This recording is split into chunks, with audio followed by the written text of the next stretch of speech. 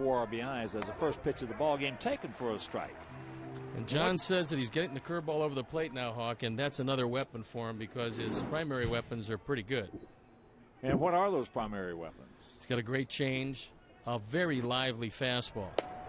And in fact, Hawk, I think that his fastball, even though it tops out maybe 92 and occasionally will hit 93, hitters react that it actually looks to them like 96 or 7. They don't react to it well. Well, the radar gun is not the real gun.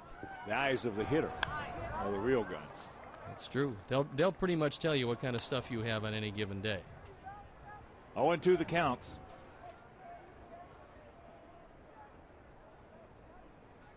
These two teams met 18 times last year with the Sox winning 12 of them. Outfield swung around to the right. As usual, Dwayne Wise short out there in center field as there's a breaking ball. Josh, bad throw, nice pick. Yes.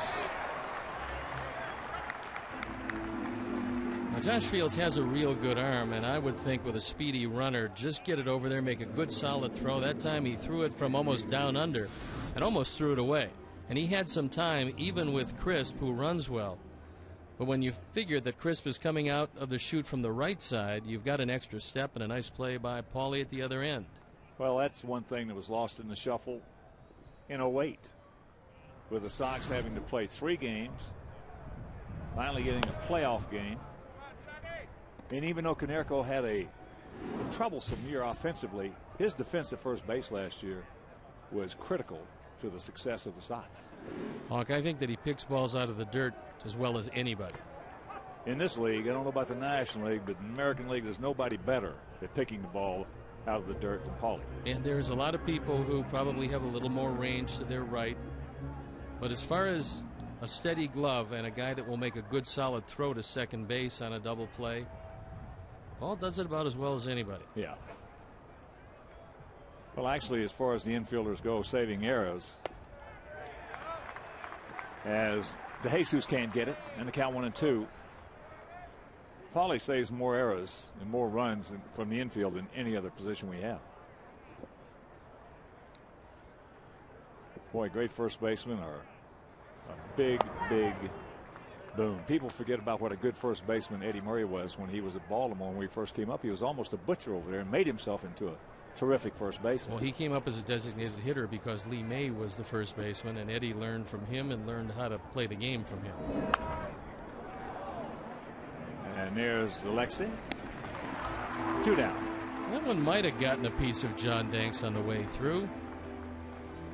Johnny's a good athlete out there, as is his brother down in our minor league system, Jordan. Take a look at it, right back through the middle. It could be that he slowed it down somewhat, but Alexi was playing up the middle anyway, and you're just not going to outrun that arm. So that'll bring up Mark Teahan, who is 3 for 7 with an RBI in the series. In fact, there are some of our coaches, our minor league people, who tell me that Jordan Danks is probably the best athlete down there. There's a breaking ball.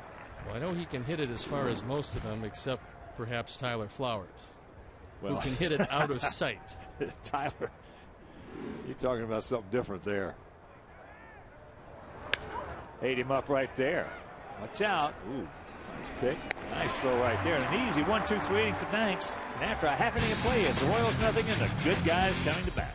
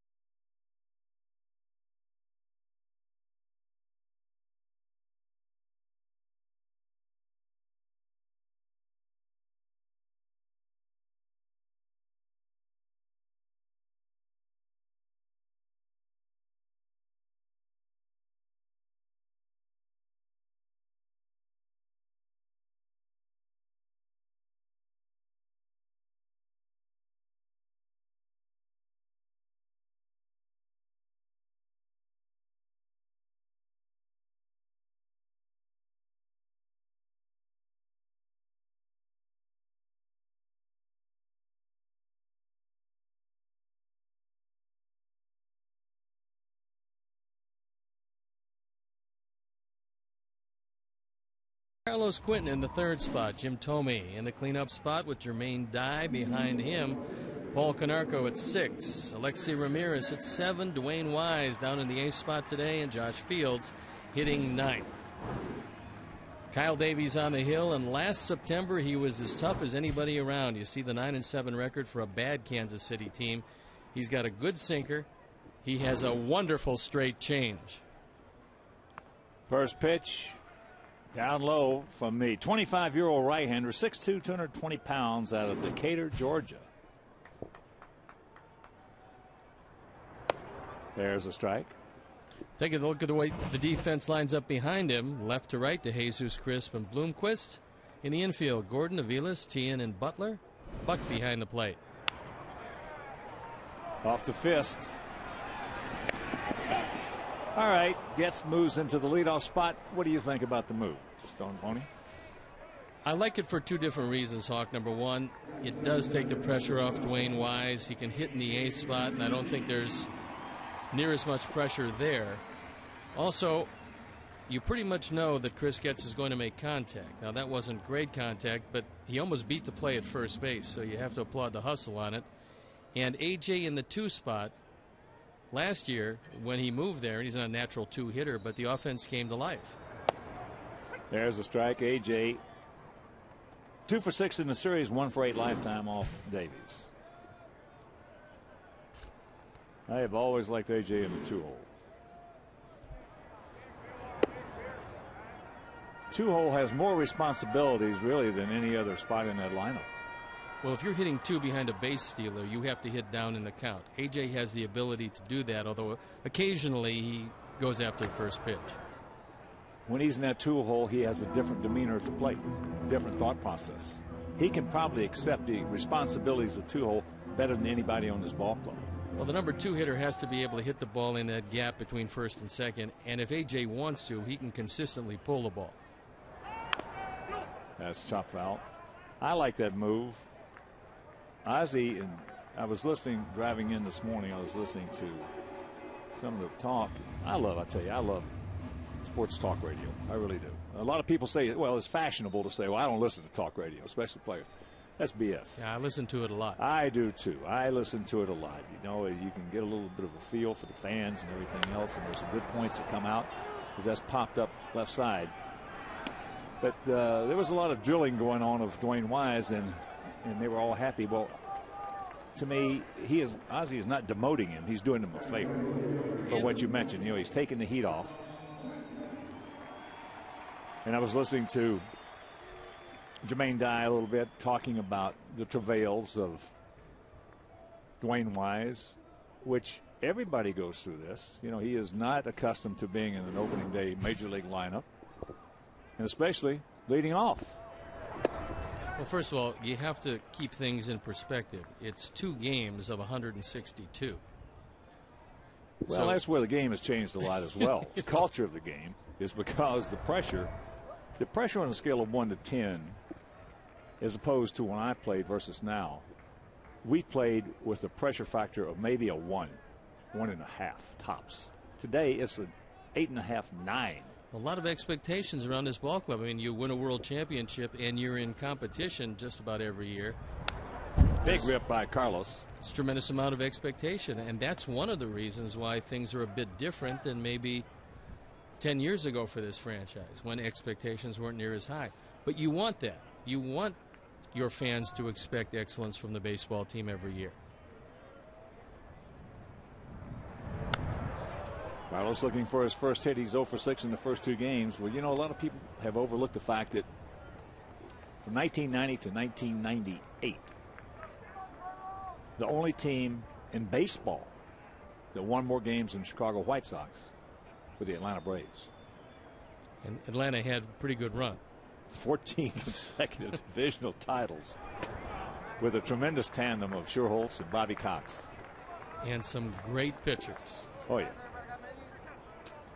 Yeah, they had some good ones. Well, they were also able to make a trade a little bit of today for tomorrow when they got John Smoltz from the Detroit Tigers. They traded Doyle Alexander. That helped them out. And that helped Detroit out. Yes. Doyle went over there and did a heck of a job for Detroit. There's ball 4. Kyle Davies came over from the Atlanta Braves, and the cost for these Kansas City Royals was none other than bullpen occupant Octavio Dotel. That was back in 2007 on July 31st.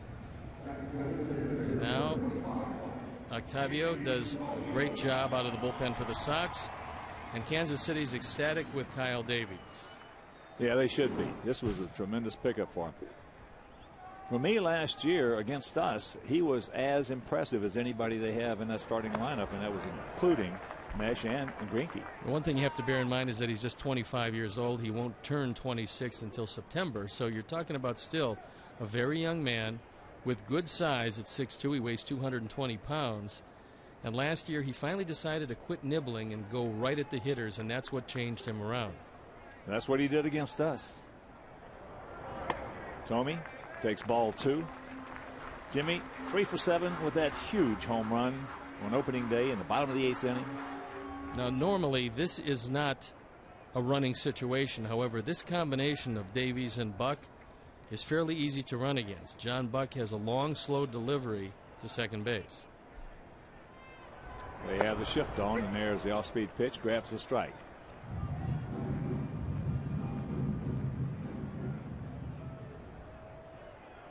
We swing around, we show you the defense, and you can see Tian well back.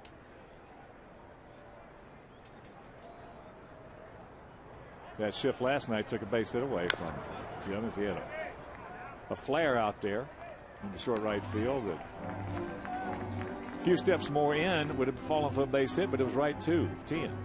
Yeah, that's about as deep as you'll see any defensive second base alignment. Well, we've seen a couple of guys playing second base that almost got out there so far they were out of range of the arm. Tian, that's not the case. Outfield plays deep as that's inside, so a full count with 2 down.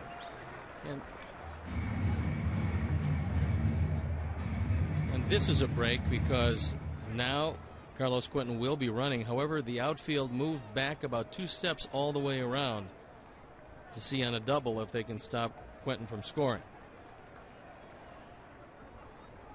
And the payoff pitch. Big hack, and that'll do it. Nothing across. There was a 2-out walk to Quentin, and after 1, no score.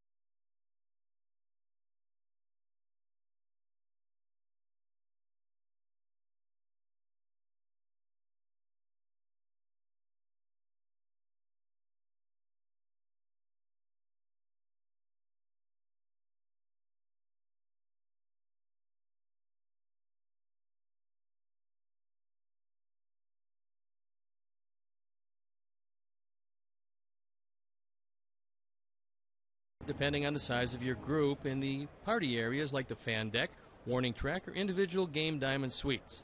Place your order today by calling 312-674-1000 or visit whitesox.com for more details. First pitch to Jose Guillen is taken inside, and of course that is the realm, the domain of the Bertucci boys. I love his hamburgers. Big hack, and the count 1-1. I would like to get a little more familiar with his Italian beef, however. Well, You should have seen the expression on your face. You said, I didn't know he had Italian beef. No, I didn't know that. Outfield straight up. Guillen 1 for 8 in the series as that is slapped foul.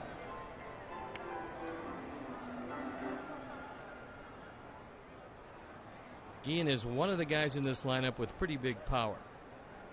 He hasn't swung the bat well to this point in this series. Just off the corner. And last year, John depended mostly on a cutter inside to the right-handers. And now, along with the curveball, that means that the left side of the infield is going to be busy. He gone.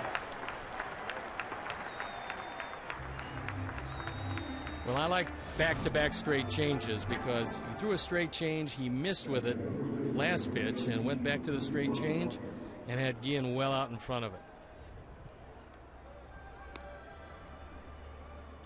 So with 1 out, that'll bring up the first baseman, Billy Butler, who's looking for his first hit. He's 0 for 8 in the first 2 games. And you can afford in the infield to play a whole lot deeper with Butler, who does hit the ball hard, but he doesn't run well.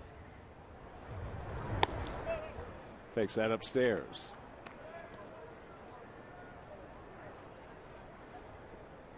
Butler just 22 years old. That's a fair ball. The set, the peg. Nope. A little too high. I got to believe that's E5, even though he had to cross over the line. He had that ball in time with a decent throw. But that's the key. Decent. Yes. Didn't have to be a great throw. And it does go as E5. Yeah, I agree. It's anytime a decent throw should get a guy and it doesn't, you don't get him, then that is an error. Well, especially with Butler running, knowing that you have some time to set yourself and make a good solid throw. This one high and wide, no chance for Konerko. So that'll bring up Alex Gordon. And that is the first error in this series by either team.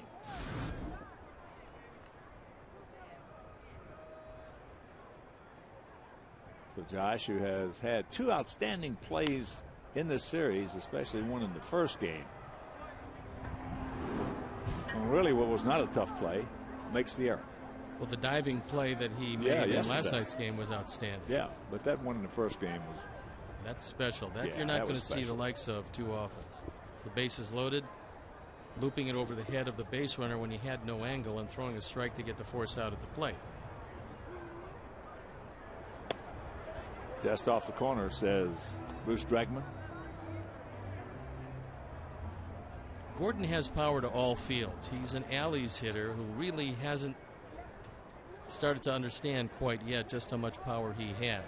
First round pick, 2nd overall in the 2005 draft. And there's a strike. 1-2.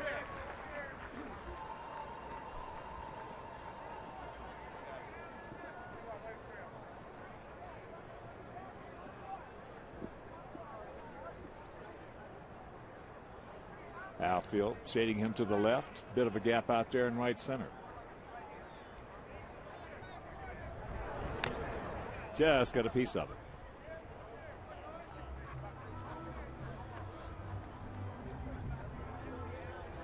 I think a good hard cutter or slider down and away probably gets Gordon here, and the way the defense is lined up, you'd be pitching into the defense. Well, the Royals have a new hitting coach this year, and a man who was really quite a good hitter, but a smart hitter. And Kevin Seisser. He was with the Diamondbacks for a while. Not a whole long time. In fact, a couple of months. I'm not sure what a hitting coach can do in a couple of months, but whatever it was, he is now here with Kansas City, and he's got some good young hitters to work with. Softly hit. Pauley's going to go to second for the force. A return throw. Not in time.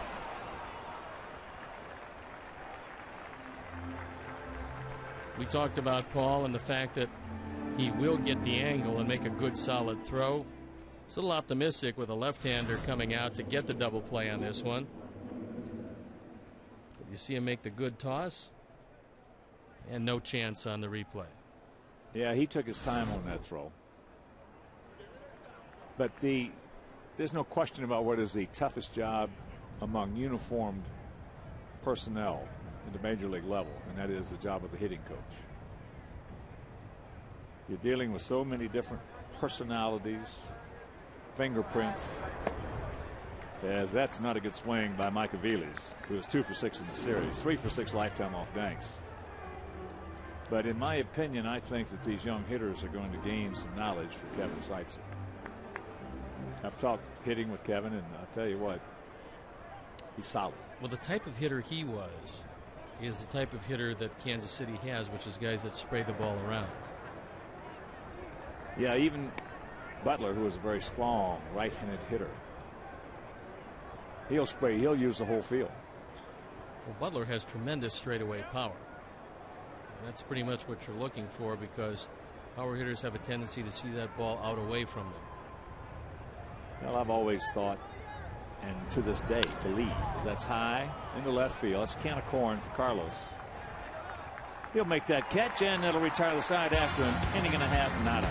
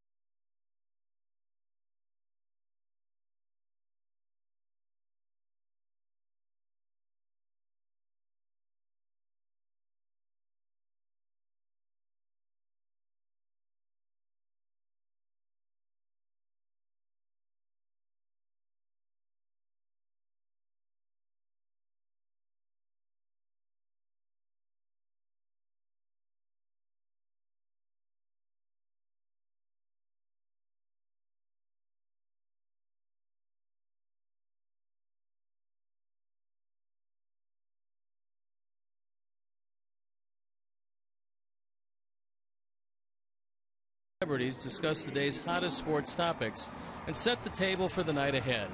Don't miss Chicago Tribune Live tonight at 5:30 right here on Comcast Sports Net. That's a good show. It's a very good show. Yes. David does a good job, as usual. Well, he's been vacationing. I do know that. Jermaine Dye, 4 for 8 in the series, takes ball 1.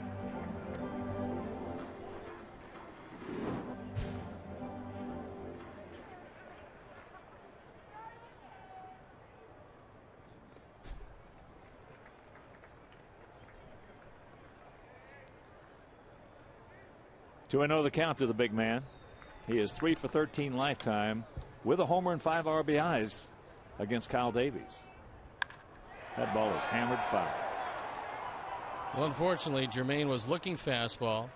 It was a fastball count at 2-0. He got it, but got out a little too quickly. Well, that same pitch to Jermaine Dye in a few weeks is probably going to get out of the ballpark fair, because he has the experience of taking that middle end fastball and keeping it. If you notice, he does not hit many balls. The only time you'll see him hit balls that hard, that foul, is when he hadn't been swinging the bat that well. And it's also, well, it's early in the season, and he probably wanted to be quick on it. That's what I'm saying. 2 weeks from now, that same ball would have probably been out of here fair.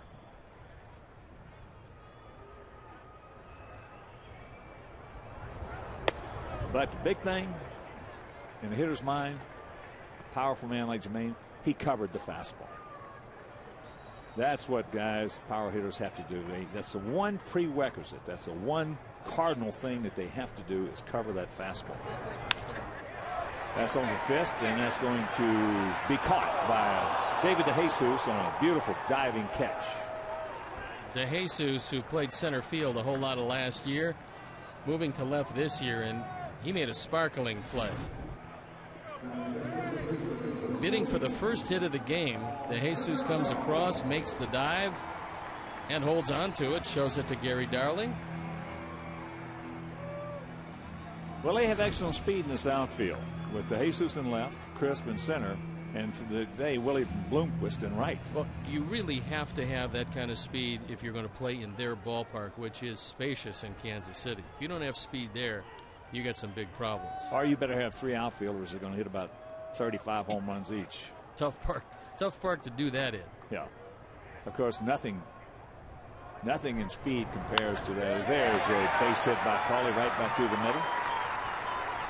Nothing compares to the speed in this league of the Minnesota Twin outfield. Well, there's another team that has to have that kind of outfield, Hawk, because of the spacious dimensions in center field and the fact that the artificial surface is a speed field. Yeah, but Steve, one of the other reasons that speed is it allows him to play a different defensive set. You got Delman Young, who will play closer to the left field line than any left fielder in this league. You got Denard Span, who will play closer to the right field line than any other outfielder in the speed, because the guy in center field can cover both gaps. Yeah, Gomez can go get him, certainly.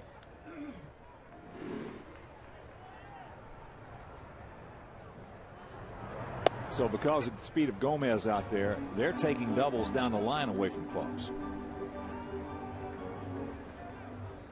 In fact, in my whole career, 50 years in this game, I have never seen an outfield with that defensive set. Because that's probably the fastest outfield that I can recall ever. Well, if they start a speed burner in Tampa, those two guys in left and center can go get them with just about anybody. No too. question about Crawford it. and B.J. Upton are real good. There's no doubt about it.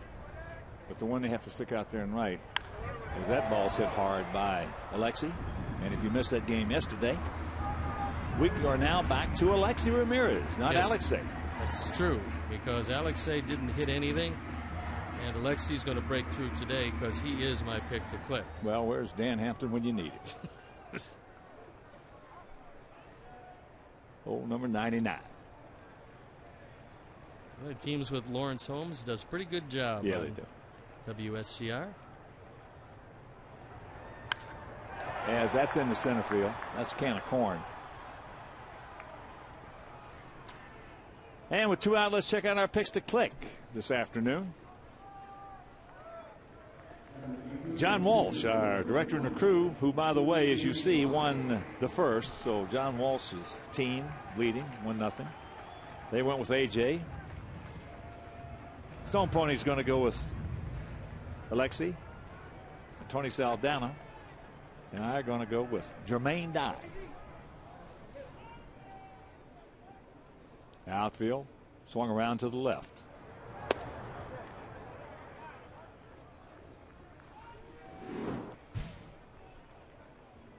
DeJesus is playing very shallow in left field. Now there's a gap in right center, and Dwayne Wise can hit the ball pretty hard to right center field. Pretty good rip right there. In fact, that's just about as good a swing as he's had in the whole series. You know, and that's one of the reasons Ozzie moved him out of there too, because Ozzie is not looking for the number of hits. He's looking for the number of good at bats, and there's a difference. You can go for Ozzie if you got 8 good at bats or 6 good at bats, but if you've got 8 bad at bats like he's had, that's a different story. Only thing that Dwayne is doing right now, just leaving the ball a little too quick. Well, he also seems to be in between, and when you're in between, you're going to be slow on the fastball, you're going to be fast on the slow ball, and then you've got some problems. Plus, you have to swing at strikes, and when you're scuffling, you expand your strike zone. Well, hit fairly hard. Bailey sucks it up, and that'll do it. We're into the third. Just goose eggs.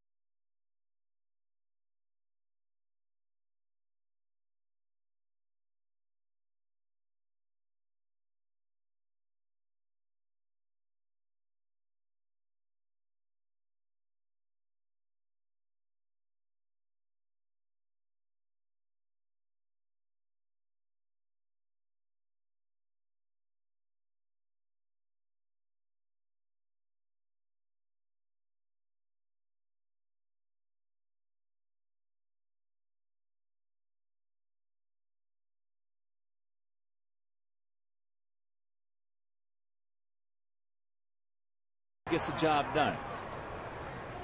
So the infield single, swinging by single by Buck. Then a strikeout of Bloomquist and the walk to Coco, and Johnny Danks in trouble here in the top of the third inning. DeJesus got a fastball. It was on the inner portion, and an inside-out swing got him a base hit. Now, John Buck has to go back towards second base, as you can see. He doesn't know if Alexi's going to catch it or not. He wasn't going to score on that one anyway, but good base running took him back to the second base bag. So if he does catch it, he doesn't get doubled up and taken out of the inning. Here's Martin. Grounded out to Josh Fields on a good pitch from Johnny Danks. Takes up and in, ball one.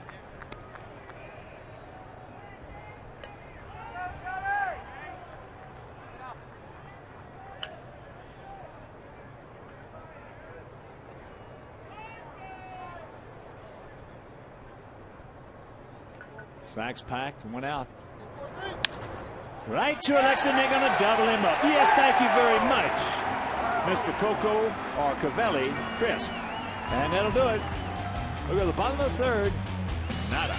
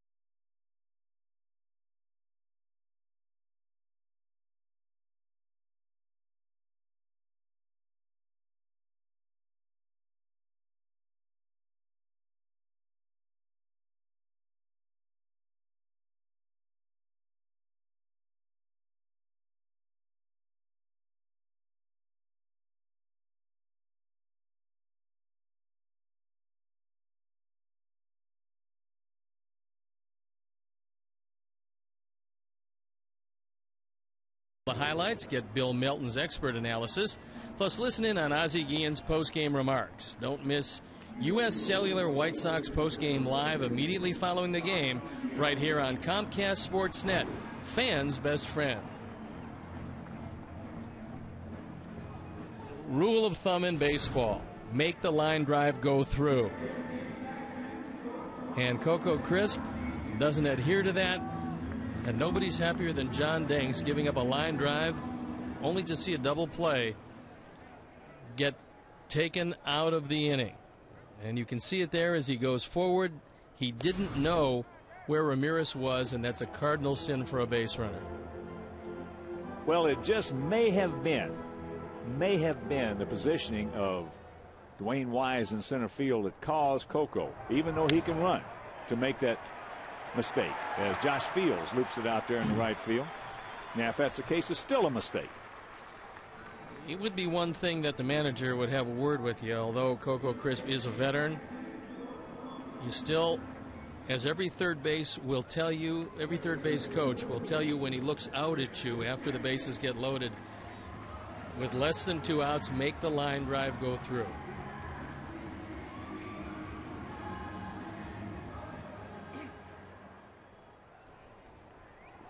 So here's the leadoff man, Chris Getz, who grounded out to short.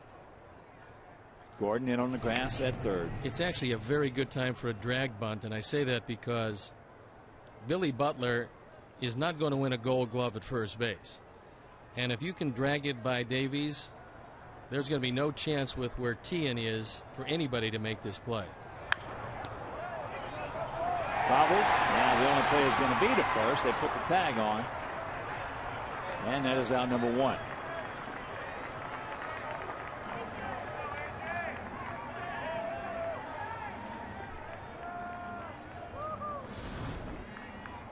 This would have been a double play, but Butler bobbles the ball on the backhand and then has only one play.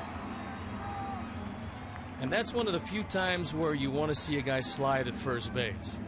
If Chris was running with his head up, he'd have realized that he might have been able to slide under the tag. And here's AJ. He fouled out to Gordon. AJ needs a hit.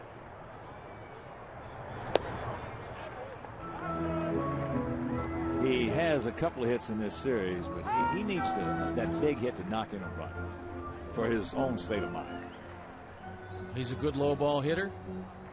Now we know that Jesus throws the ball very well and accurately in left field. Pulled the string, had him way out in front. Conversely, Bloomquist, who's an infielder by trade, doesn't have the normal right fielder's arm. No, he can get to it a little quicker than Guillen, but that's where it ends.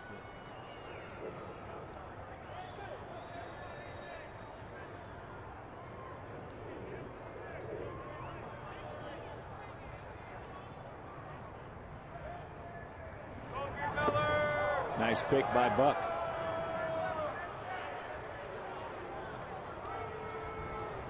Nice pick. We usually don't like to see catchers backhand the ball, but John Buck really had no choice on this one. Right. This ball just sticks in the glove as AJ skips the rope to get out of the way, and it turns into a good play. Quentin on deck. Long look in by Davies, and the 2-1 pitch.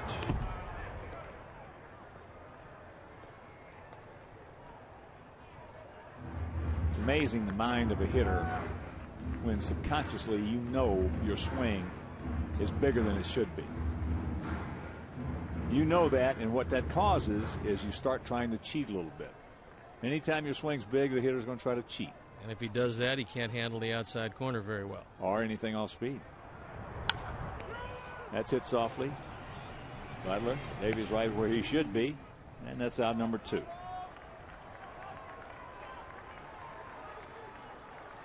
Kyle Davies, when originally signed with Atlanta, and being from Decatur, Georgia, there was a lot of pressure when he got to the Braves. And he had a lot of people that wanted to tell him how to pitch. He had a lot of coaches, and eventually got to the point where Leo Mazzoni lost a little confidence in him. He lost some confidence. It was just a question of trying to nip at the corners all the time and falling behind hitters, and now he's much more aggressive. Carlos fouls it off with that staff that they had over there at the time. They had a couple of guys that were great at nipping at the corners. Yeah, but they hit the corners consistently, right, and then got a little bit extra. Well, that's what I'm saying. That might be what caused him to start thinking, well, if they can do it, I can do it. Yeah. That's up high. There's just a few wins short of those other guys who had established the fact that they could do it consistently. About 650. But Kyle Davies has a very good arm.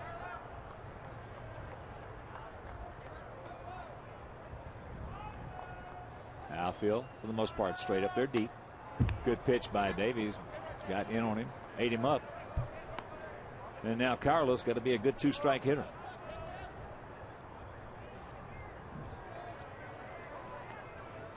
Where they've been throwing Carlos in this situation is they've been throwing face-high fastballs out of the zone.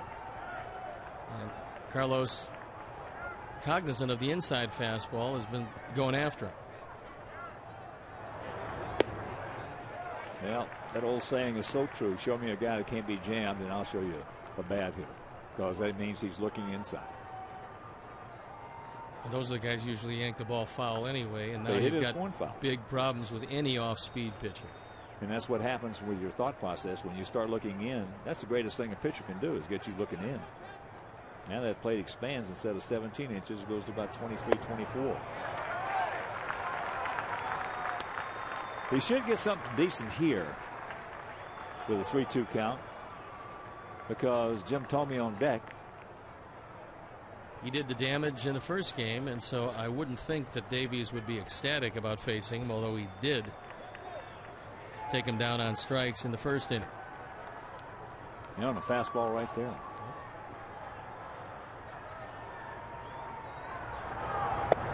Check swing. That's what we're talking about. When you're not swinging the bat well, you tend to cheat, and now you cannot check it up, and we'll go to the fourth.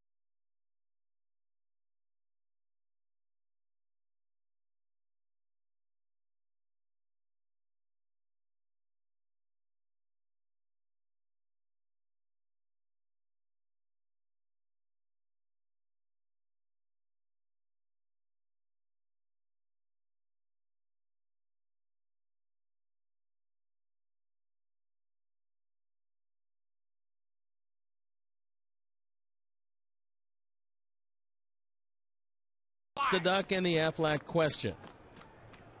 Who was the last Royals player to hit 30-plus home runs in a season? First pitch to Jose Guillen. Taken down low, ball one. Guillen, the strikeout victim. Leading off the second.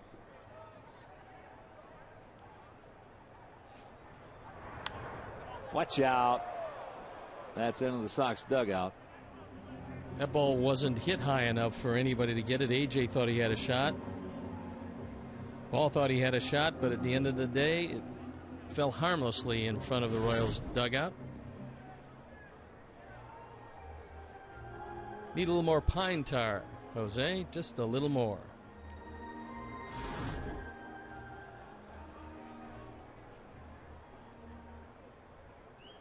Outfield about equidistant, just slightly to the left. Almost straight up. Wise, short out there in center.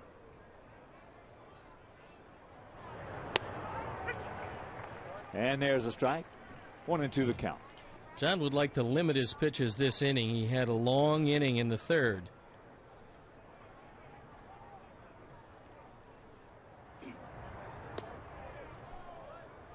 Two and two.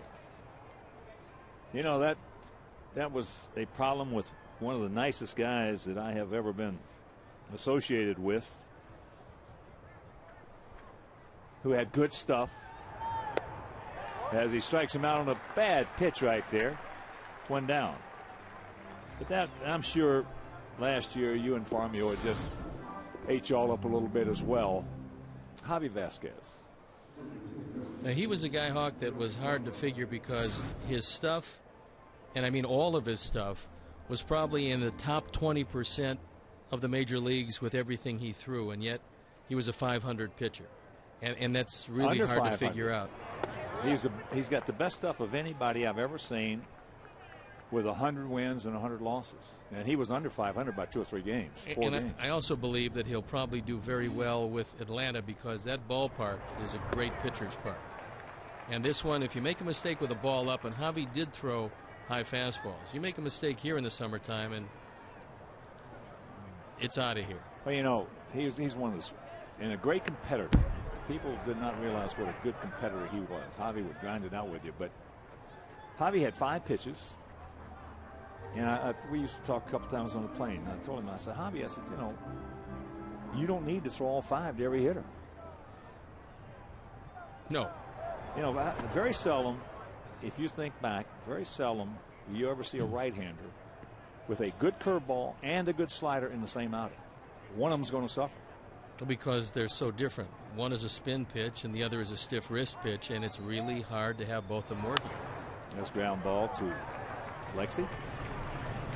2 down. Best advice to me, Hawk, and I think this holds true with any pitcher at any level, and for all you youngsters out there who have multiple pitches, was told to me by my pitching coach in Baltimore, Ray Miller, when he said, look, I know you have 4 or 5 pitches.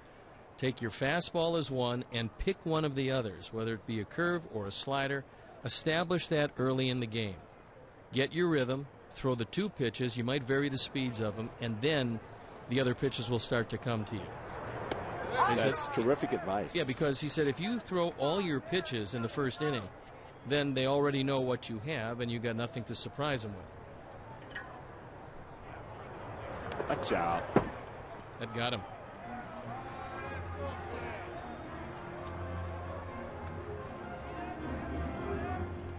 So Gordon is hit. It looked like it might have gotten him on the elbow. It did. That feels real good. Well, look where he's going. That's just a bad reaction on his part, and that ball wasn't that far inside. He, for the most part, hit himself. Well, he didn't really try to get out of the way of it. Not at all.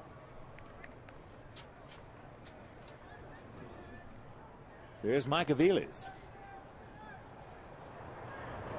But that's terrific advice that Ray gave you. And one of the Atlanta people asked me, well, what are we getting in Javi Vasquez and Boone Logan? I said, you're getting 2 terrific arms. And I said, in Javi's case, I said, he wants to throw. I said, he's got a good curveball and he's got a good slider, but not in the same game. One of them's going to, you know. Now, you will see left-handers who have a good curveball and a good slider much more than a right-hander in the same outing. But I told him he just throws too many pitches to each hitter. And the more, as a hitter, the more pitches you throw to me. See, I never faced you, but I would not have liked to have faced you because of this and changing speeds on it. Well, that was the thing. You could guess curveball, but I threw it at 3 different speeds. And right. I think a lot of pitchers nowadays, if they have a fastball, they throw a 2-seam and a 4-seam fastball, but that's only 2 pitches. You can make them 4 pitches easily enough by just moving the ball back in your hand. There goes the runner. There's the throw. So as usual, a guy gets hit by a pitch, and he wants to steal a base. Well, no chance at all that time for AJ. That throw was on the third base side of second, but Gordon had such a big jump. Actually, he had a 3 or 4 step jump.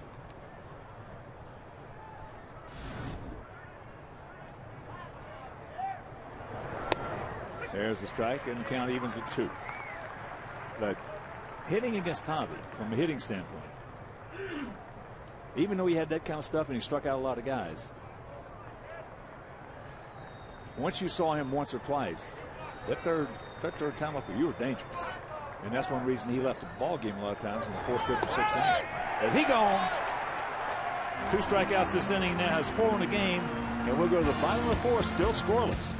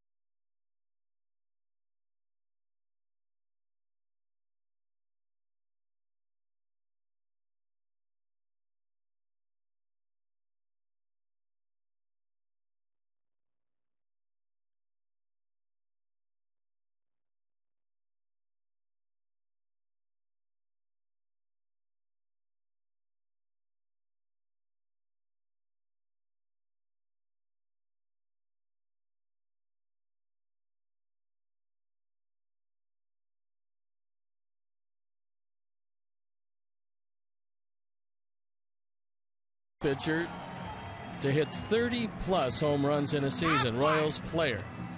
And the answer is none other than the man you're looking at, Jermaine Dye, 33 in the year 2000, and that is a difficult park to hit over 30 home runs. Well, doesn't make any difference to that guy.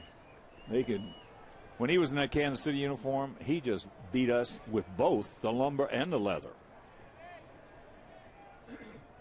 He's one of the few guys that came out of the Atlanta system that they let get away that became a terrific player.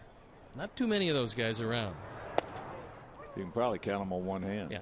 If they moved you, usually you had a couple more years and you kind of just then dissolved a bit. They would keep the real good ones. But Jermaine turned out to be a terrific player.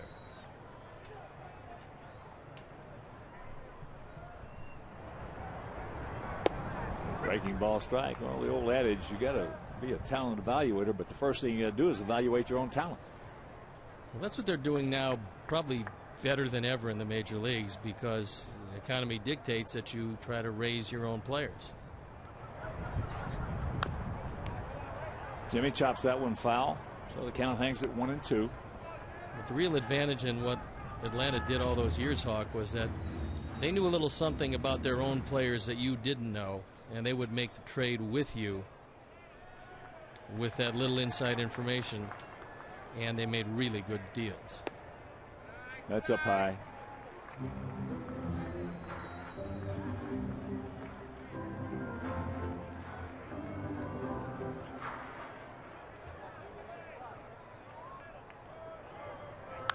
And that's chop foul. I don't think Davies wanted the ball there. I think he wanted it inside a bit more, so he got away with one. Well, top of the ninth inning in Minnesota, 2-0 Seattle.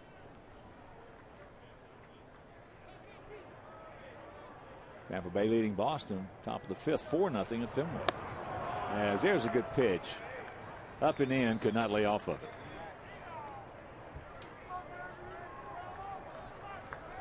Listen to the post-game show on AM 670 each Saturday and Sunday for the question that might make you the next Walgreens VIP for a day. Answer correctly and you'll win 4 game tickets, a White Sox cap and t-shirt, the opportunity to watch batting practice and meet a current player or coach.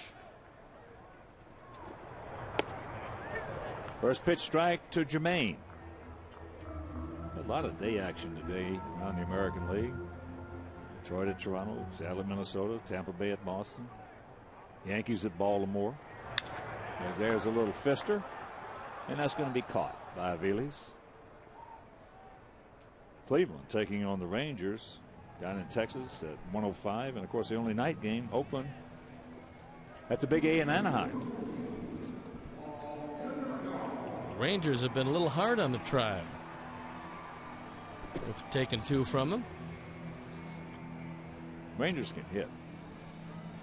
They can swing the bat. Well, keep your eye this year on Nelson Cruz, because he's one of the less heralded Rangers, but we saw him in spring training and he can hit. Here's Pauly. Not a good swing. Pauly, one of the 2 hits we have. The other's by Josh Fields.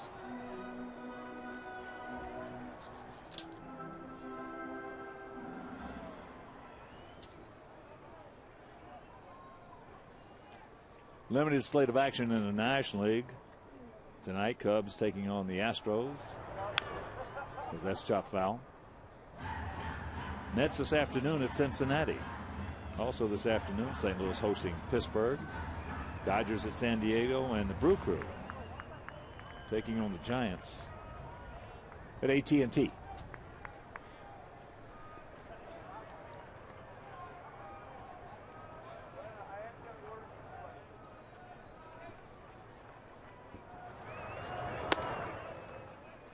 Backs him off the plate just a little bit, and the count 1-2.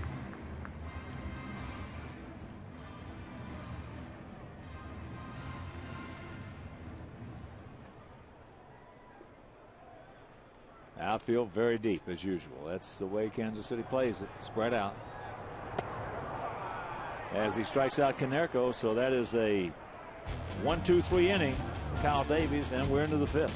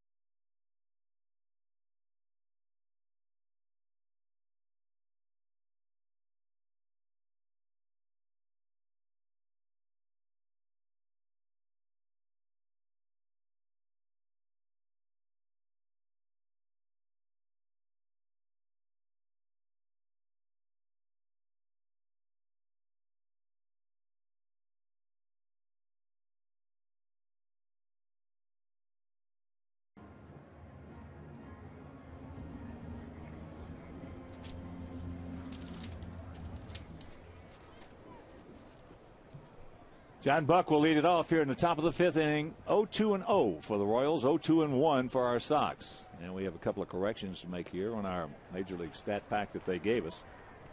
Cubs are not playing Houston today. It's an off day. They're on their way to Milwaukee. And that Oakland Angel game has been canceled tonight. That's a very sad situation. Paulie taking charge. A pitcher who looked like he was going to be just exceptional, Nick Adenhart, was killed last night. 22 years old, riding with a couple of front office or clubhouse people, I believe, from the Angels. And justifiably so, they canceled the game. So our condolences go out to the Angel family and, of course, the Adenhart family over their terrible loss. And 2 other people were also killed. Yes.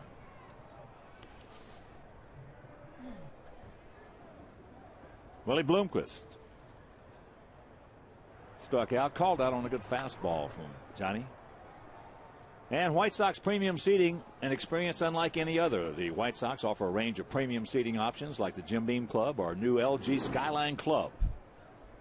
Exclusive amenities and benefits include former player visits, autograph signings, menus provided by Levy Restaurants, personalized service, and much, much more. So for more information on 2009 premium seating, just call 312-674-1000 or email premiumseating@whitesox.mlb.com. 2-1 to count. Chopper back through the middle. No chance. Seeing eye base hit right there.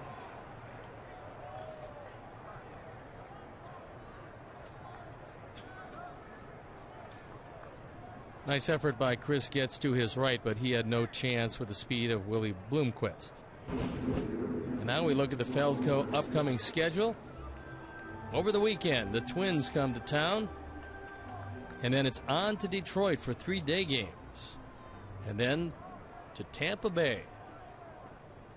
They look like they're going to be pretty tough once again, those Rays.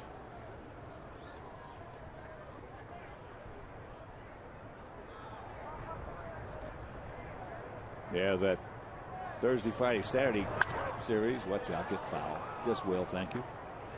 Those are night games, and then a day game on the 19th, and an off day on the 20th. Then finish it off with 3 night games. 3 night games in Baltimore, and then we come back home.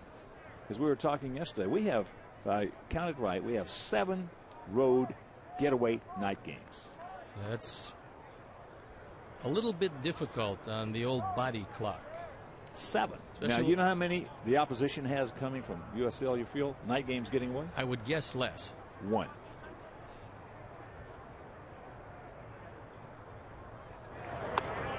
Well, that's when, you know, it's like anything else. That's when you sometimes have to reciprocate. Maybe next year. Well, that's when you got to file it and then get them. You know, the worst team in the world for that is Angels. They're just they don't care, and they're on the coast. They don't care if you got to fly back to the East Coast. They're going to play a night game when they want to play a night game. Pretty good pitch right there. I didn't get it. So Coco Crisp, who has grounded to third and walked. AJ wanted inside. That ball just a touch inside, and you can usually tell when the catcher drags the ball back ever so gently over the corner that he knows it was inside. AJ now looking over in the dugout. It's a good hit and run situation for the Royals. Blocked nicely by AJ. Yeah, the Angels are bad at that. They don't care, and Baltimore's bad at that. Well, one of the reasons why the Angels don't mind it so much is that usually an off day for that team flying back east, but still an off day when you're getting in at 6 or 7 in the morning loses its charm. This is a good time, by the way, for John Danks to use his best move at first base.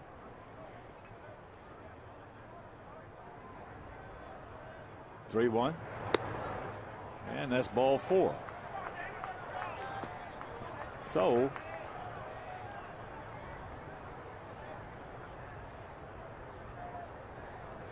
one out, 2 on. 2 walks to Coco Crisp has helped set up some pretty big innings. John Danks already at the 77 pitch mark, and there's only 1 out here in the 5th. Now it looks like the bullpen is starting to stir. And here's DeJesus. Grounded to short. And had a single to left field. Not hit hard. Nice little backhand flip right there, but you're not going to get DeJesus on that one. Well, he can get down the line in a hurry, and normally what an aware shortstop, and Alexei is that, when there's no play at first, the first thing you do is look at third to see if you can get that base runner rounding the bag. And you'll watch Ramirez, and he looks at third base, but Bloomquist didn't circle the bag, and they get the force at second.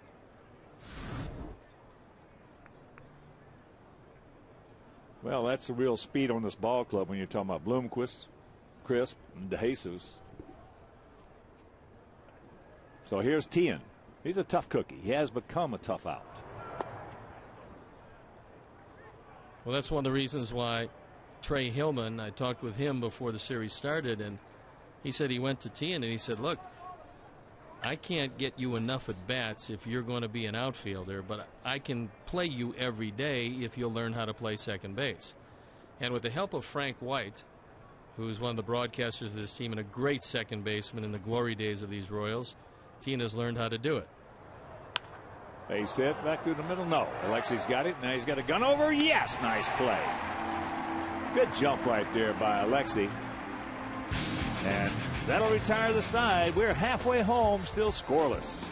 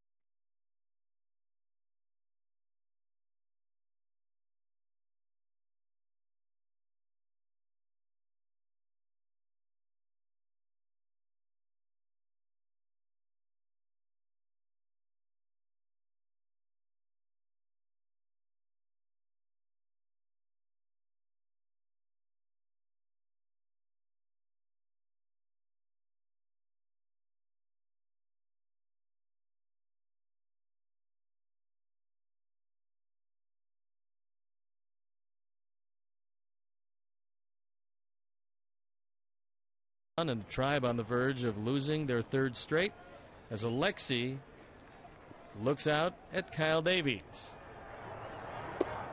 Takes ball one. Alexi flight out to center field. No runs on 3 hits for them. No runs on 2 hits for us.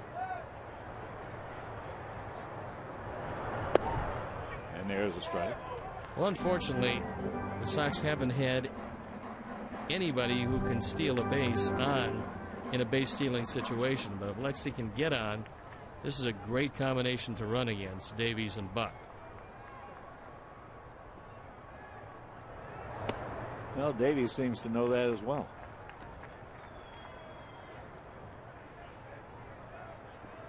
That's why he's not letting anybody on. He's letting nobody on. 1 walk.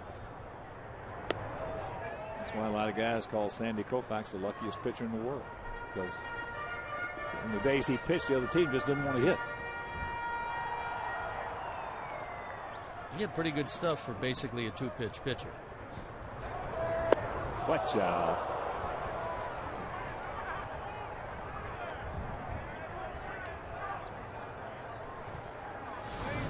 Five strikeouts for Davies. This breaking ball was well out of the zone, and Alexi expanding that zone comes up minus a bat and minus contact. Stevie, you should have tried looking at Koufax's stuff from 60 feet 6 inches. No, thank you. Here's Wise. There's a Matabatacola.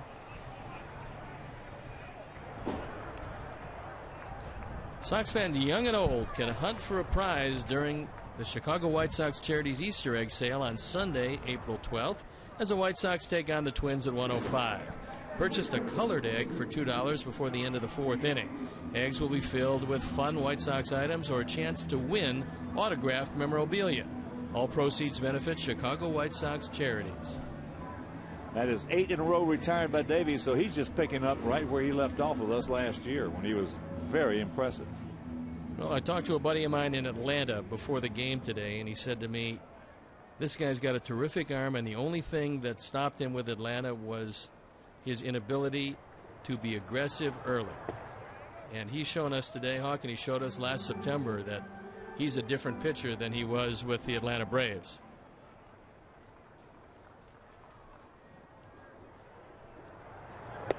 There's a strike to Josh to even the count at 1.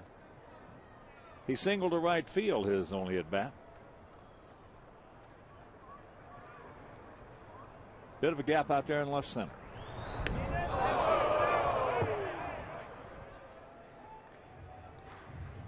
That's one of the things that these Kansas City pitchers will do. They will come up and in to push a hitter off the plate. I don't think it's necessarily an accident, but it is effective.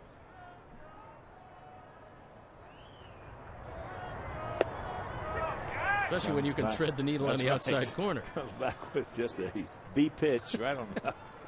That's what you don't like as a hitter. You especially don't like those guys who doubled you up there high in the center. That's away, full count. Well, the best feeling that a hitter can have is you can walk to the plate, don't worry about anything inside, look for the ball out over the plate. That's when you can go to work. So if that's the best feeling the hitter can have, the pitcher's going to try to take it away from him. That was a good job of staying alive by Josh, because that was a cutter. A good hard fastball, and a cut fastball from a right-hand pitcher to a right-hand hitter will stay on the same plane and move away. And he stayed alive on very much a pitcher's pitch. That's a BG pitch.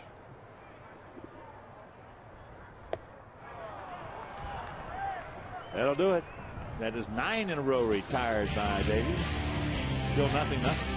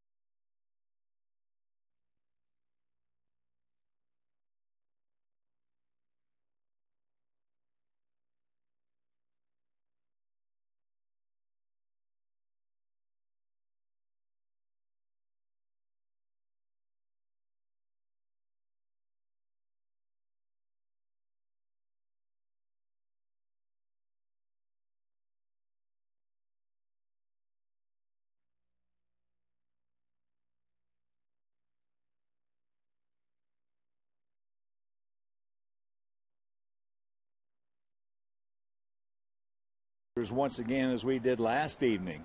We got 23-year-old Johnny Danks, 24-year-old Kyle Davies, and they're just dealing. John Danks has been in a little more trouble than Kyle Davies. Davies has been just about overpowering, but now it's the third time through the lineup, and usually that's a charm for the Sox. Well, 3 hits for them, 2 hits for us. And here we go. That is ball 1.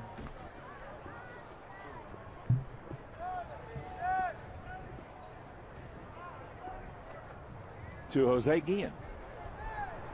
And that is ball 2 to Guillen. He is 0 for 2 with a couple of punch outs.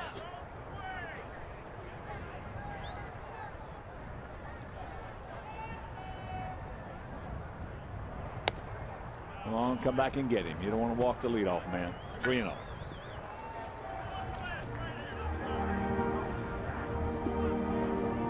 Check it. That is ball 4.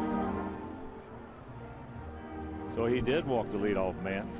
Well, now you're in pretty good shape if you can get Butler to hit the ball on the ground. And he has hit the ball on the ground twice.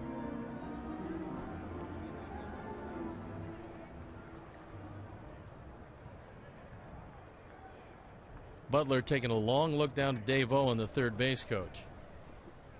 I wouldn't think the hit and run would be on with him. Butler 0 for 2.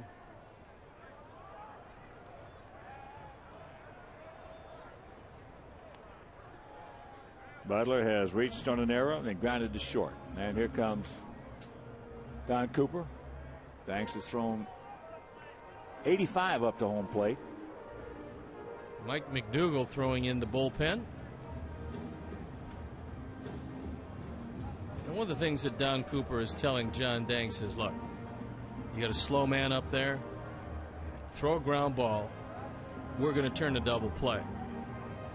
So what a pitching coach wants to do when he goes to the mound is put only positive thoughts into the mind of the pitcher. And a positive thought is telling him what will happen when he makes a good pitch, not if he makes a good pitch. One thing about Coop, he is positive.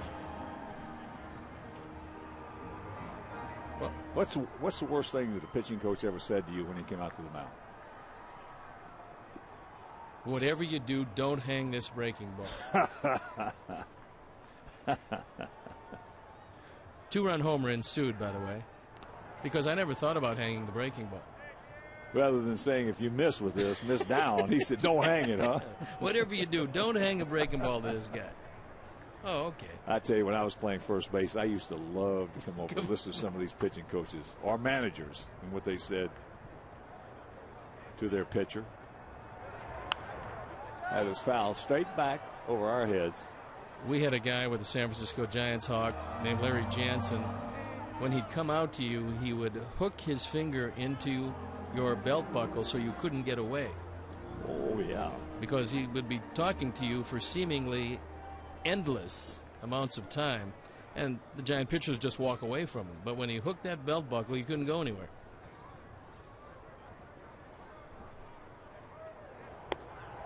Up high in the count, 1-2. Well, I've heard some absolutely precious things said by a manager or pitching coach out there. Sometimes they come out, don't even talk about the situation or your pitching.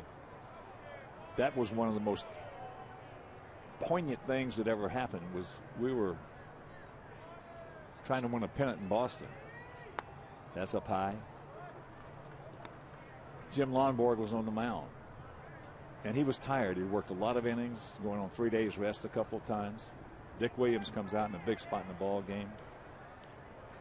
I can't tell you exactly what he said, but I'll just tell you what he started off with, so you can take it from there. He gone. Change up. And that's out number 1. He comes out to Lonnie, and I come walking over, and he says, Lonnie, he says, what are you doing after the game tonight? That was his opening line. As I said, just take it from there. He talked to him a couple more. Then Lonnie said, what are you talking about? And he kept going for a couple of more statements and questions and turned around and walked back. Lonnie gets out of the gym. Yeah, I mean, sometimes that's really all you need is to give the pitcher some time, get his mind off what he's doing wrong, and get him back on the right track without saying anything. There's Gordon. Big hack. Yeah, that absolutely just shocked Lonnie when he said, "What are you doing after the game, Lonnie?" Then I'm not going to name him, but we had a pitching coach here one time. Went out to the mound, and I asked the pitcher after the game, I said, what did so-and-so ask you? I'll tell you. He told me, he said, I got a manager over here trying to get you out of the ball game. I'm trying to keep you in it. He said, you better start throwing some strikes, or you're going to be in AAA tomorrow. There goes the runner. There's the throw. Safe. Had Ramirez hung on to a very good throw, it would have been awfully close at second base. Gary Darling was right on the call. And what I liked about Alexei is he stayed back by the bag. I think he's out if he catches it. He tried to put the tag on a little too quickly, and the ball snuck out of the glove.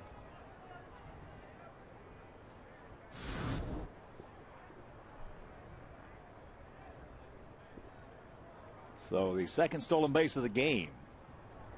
There's that curveball way high.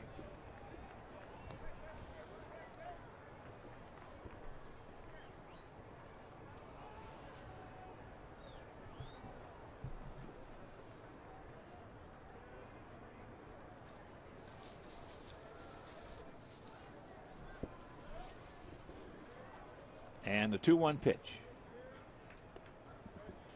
3-1. Machiavelli's on deck. 18,091 in attendance on a beautiful day here in Chicago. Double-barreled activity for the Sox.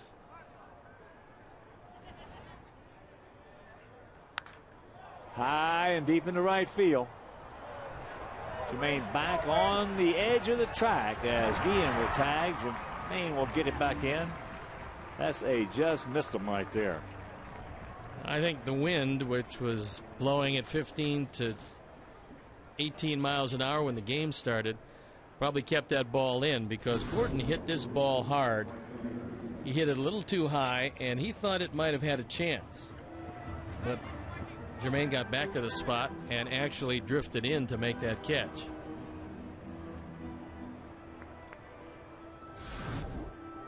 Talking about what pitching coaches and managers will say to pitchers to try to get them going.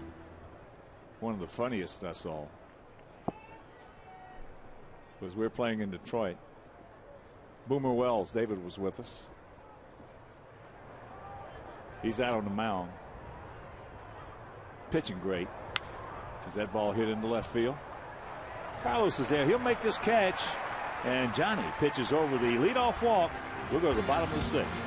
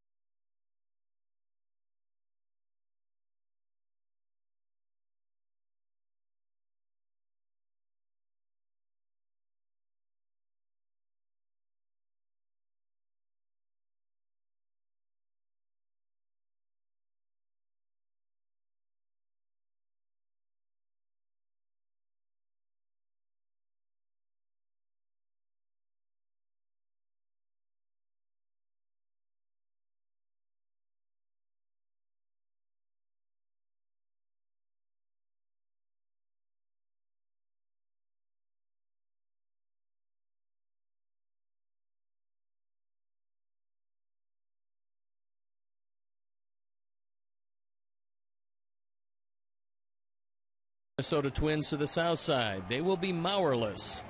That's my ad lib. Coverage starts with Feldco White Sox pregame live. Then it's the Sox and the Twins in HD. That's tomorrow night at 7 right here on Comcast Sportsnet. Fans' best friend. Top of the order here in the bottom of the 6th. Getz, AJ, and Carlos Quentin to face Kyle Davies. Well, we talked about the third time being the charm. And for the Sox, this looks like it sets up as a pretty good inning for them against Davies. Curveball high. It's one of the things you like to see if you're a hitter is pitchers starting to hang that curveball.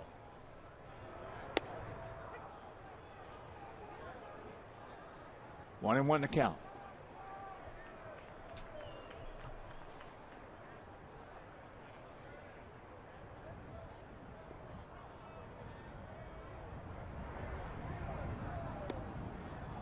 Good pitch down and in. Tough to get to that one. And the count 1-2.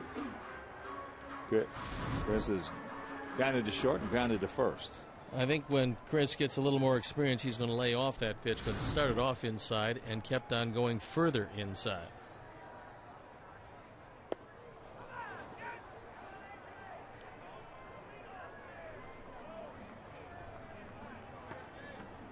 Seven strikeouts for Davies. That looked like a straight change, and that's one of Davies' better pitches. He worked on it a whole lot this spring. It was always a mainstay in his arsenal, but now he's refined it to go with two different kinds of breaking balls. And he's been pretty tough today.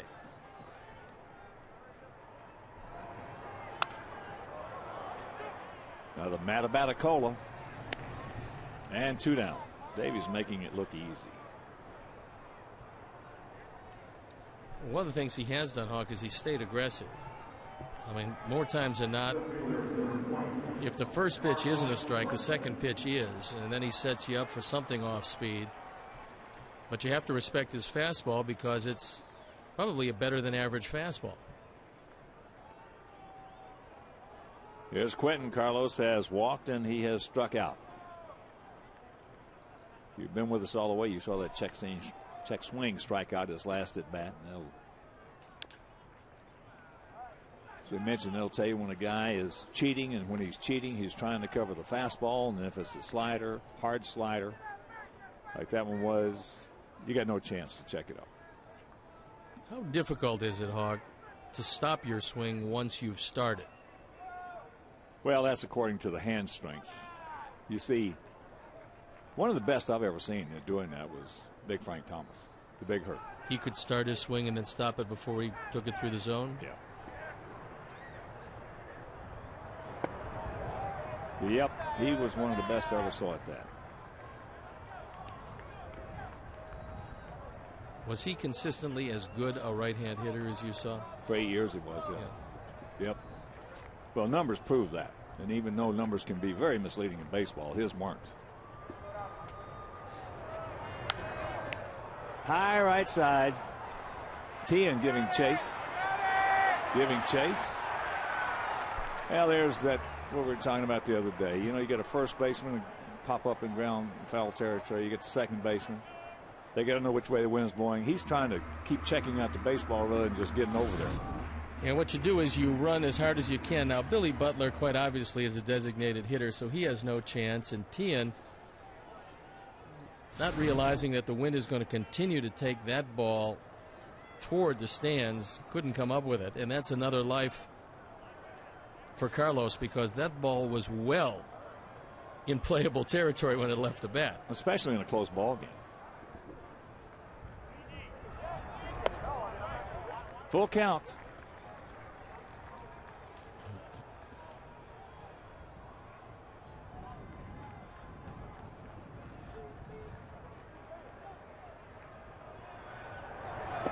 And that's ball 4. So that'll give Tomey an opportunity, although Big Jim is 0 for 2 with 2 strikeouts. Both of them coming on fastballs.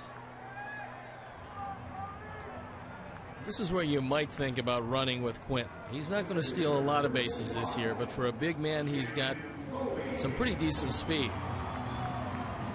And even though you have Aviles fairly close to second base, he's still on the first base side of second. Let's see what Ozzie decides to do.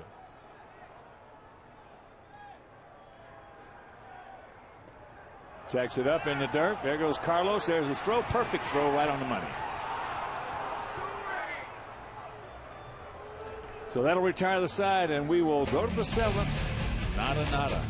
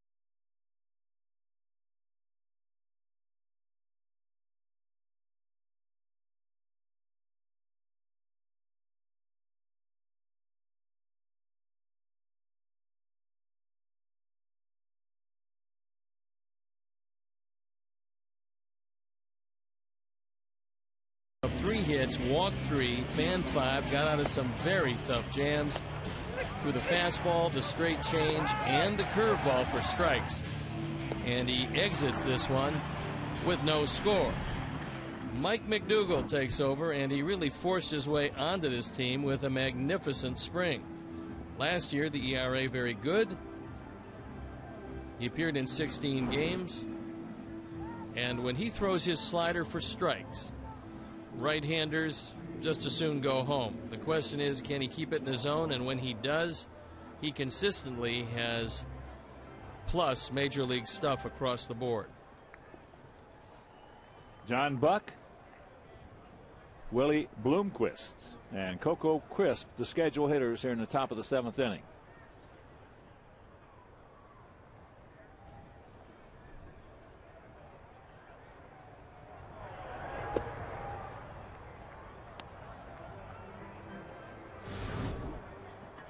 That slider misses, and the count 1-0.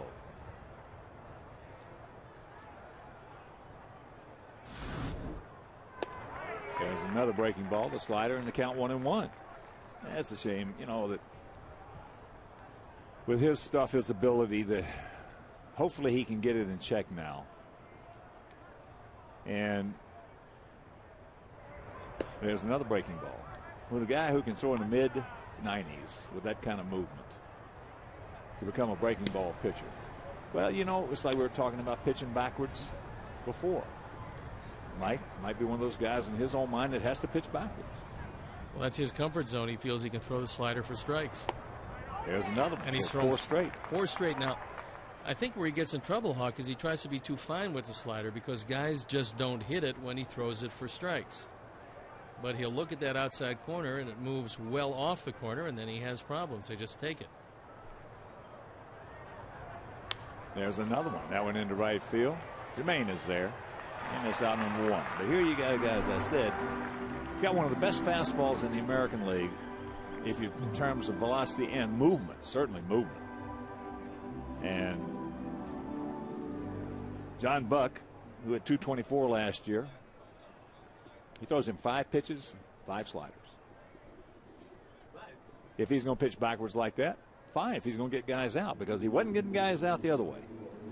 And Alberto Callaspo is coming on to pinch hit for Willie Bloomquist, who was 1 for 2 today.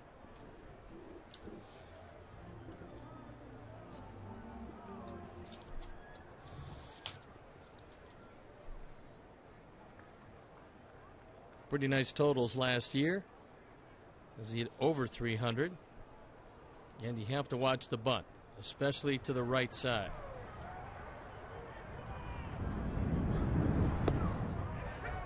Six pitches, 6 sliders.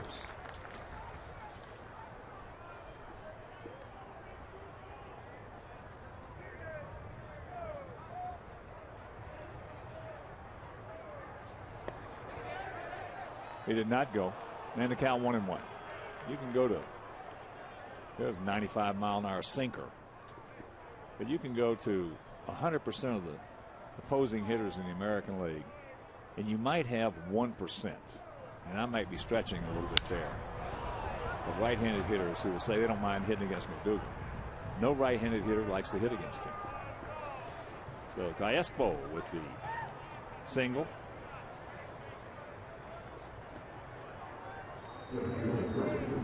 And Caspo picked on a low fastball and took it right back through the middle. So Crisp, for the first time today, will turn around and hit from the left side. He is 0 for 1 with a couple of walks. AJ is going to remind Mike McDougal to keep a close eye at first base on Calespo.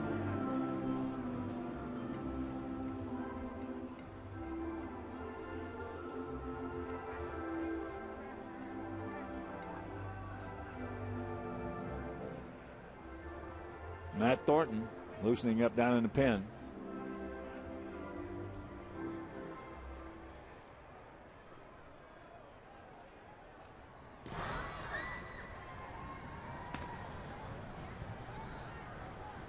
I would think, depending on the resolution of this at bat, you'd bring in Thornton with the left-handers to Jesus and Tian up next.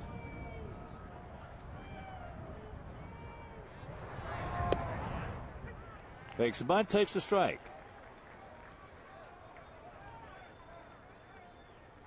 It's not that Crisp cannot hit the ball down the third base line against a right-handed pitcher.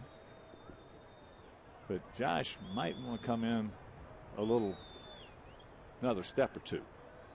Just because of that chopper to the left side? Well, actually, what he does, if he lays down a good bunt where Josh is, even with the angle he's got, he's going to have a tough time throwing him out. It doesn't have to be a perfect bunt either.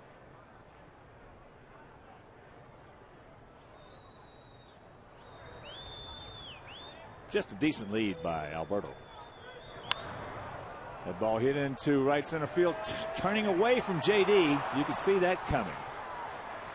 So that will be a double, and that will put Ducks on the pond with 1 out. And you would think Matt Thornton might be coming on. Well, fortunately, Calespo didn't take off because he would have scored. But he had to sit and wait to see if Jermaine Dye had a shot at it.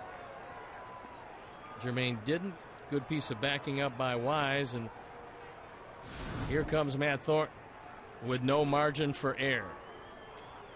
So breaking the action there. We'll be back.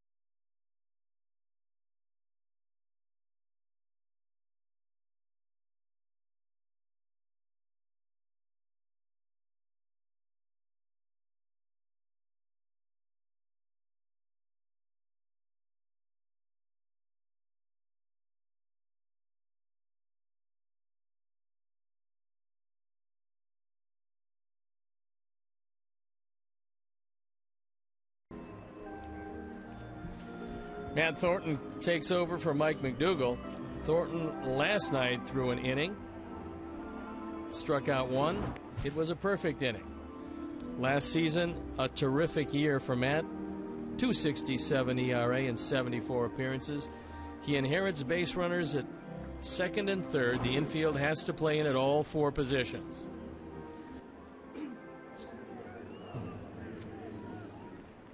And here's a good solid hitter.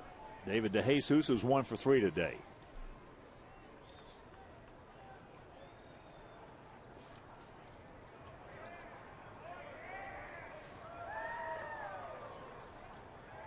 Outfield around to the left.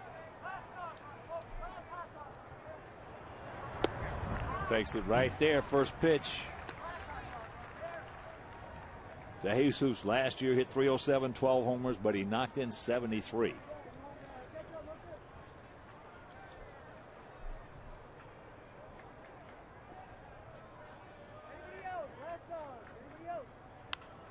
That is just foul as he turns and burns on it. And the count 0-2.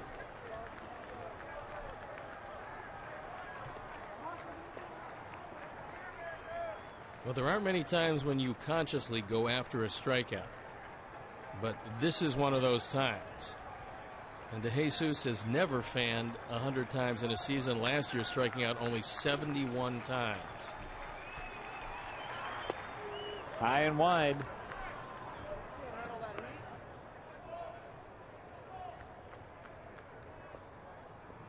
Well, with Matt's easy, graceful motion, that's the easiest 95, 96, 97 you're going to see. Come on, Matt, bristle up right here, buddy.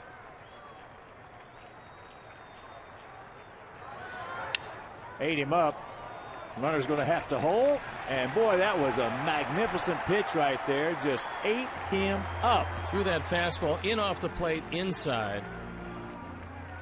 And after missing outside on the pitch before, DeJesus probably looking away, just can't get the head of the bat out.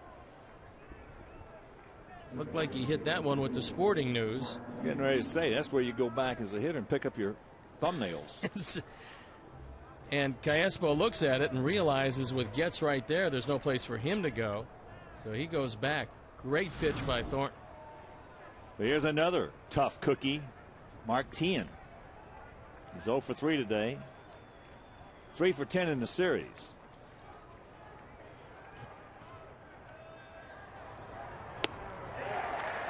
Teahen last year in the 18 games that we played these guys, we were 12-6, but Teahen was a thorn in the butt. Well, look to me, Hawk, in watching him in this series, that he's very conscious of the ball middle away, and he wants to take it right back through the middle. I got to believe you can throw it above his belt inside. You can throw it by him there consistently. Well, anybody that's standing as there as a little looper, anybody that's standing off the plate like he is definitely looking for the ball middle out. Yeah, I mean, the hitter pretty much tells you by that stance exactly what he's looking for any given time. Now, the first pitch he threw by him, and that pitch, he couldn't get any part of the bat on it and fouled it off. And so now the fans on their feet trying to will Matt Thornton for the final third out.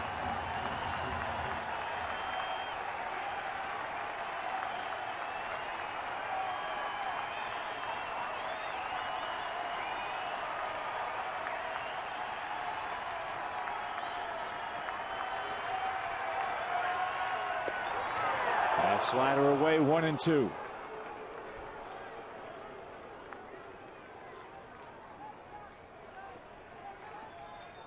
Come on, big man, we need you right here.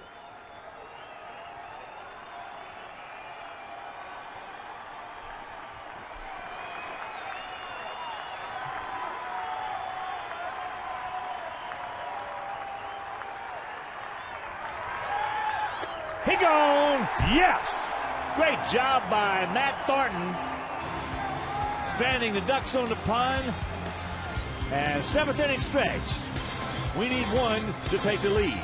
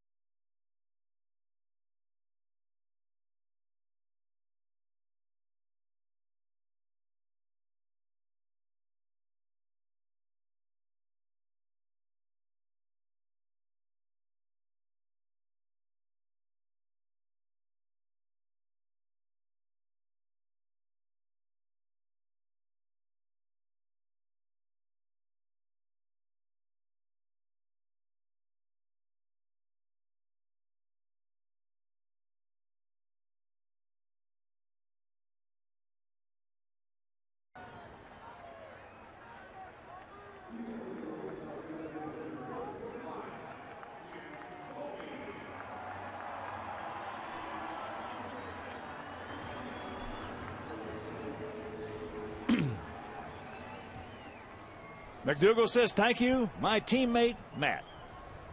And some defensive changes. Martin shifts to right field, and Alberto Callasbo, who's at second base, is actually also in right field for the shift. Martin, if it's over his head, it is out of here. There's no doubt about that. He needs a ticket with 2 more steps. Jimmy 0 for 2, and he's got a 1-1 count.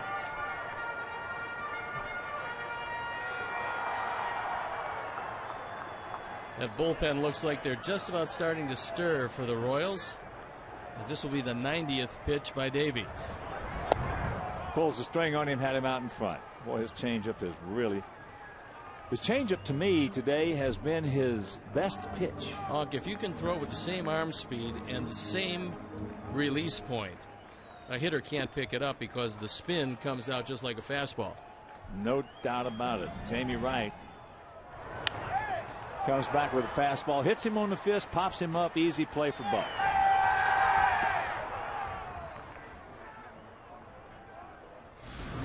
Let's take a look at the strikeout to end the inning, as that fastball on the outside corner is thrown right by a pretty tough hitter in Martin. Great job of pitching by Matt Thornton. Boy, it's been nice to watch him grow the last couple of years. I mean, from where he was to where he is now, his growth has been absolutely sensational. Well, you have to rate him as one of the premier setup left-handers in all of baseball. Let me ask you this. Again, just excluding the National League, just go to the American League. Who is better than Matt Thornton? Left-handed setup guy. I can't think of anybody. Me either. JD fouls it back. And that one was right off Bruce Dreckman. John Buck turns around and talks with him and wants to find out if he's okay. It looked like it got the shoulder.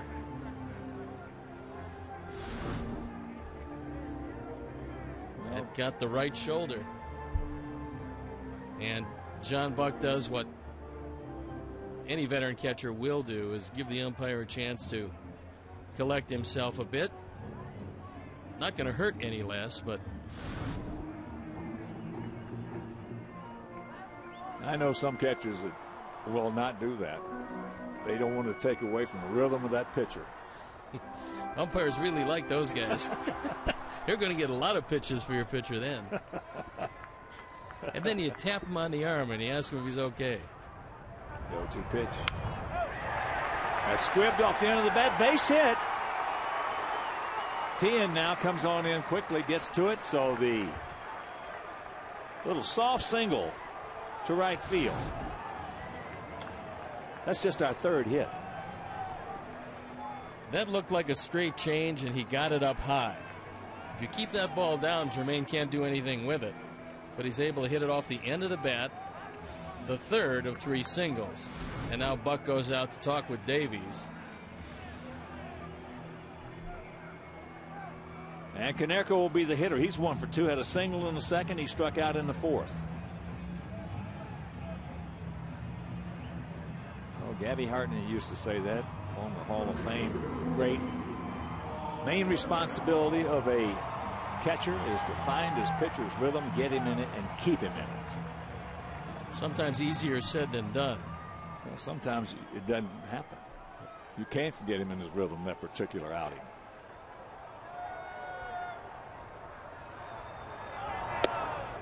Nice pitch right there, right on the outside edge. In fact, the 2 things that Gabby said was find his rhythm, get him in it, keep him in it. He said that way you got a better chance. He said if you can make his second best pitch an out pitch, now you're going to have a good outing. Well, if Paul looks away with Davies, there's a lot of room on that right side.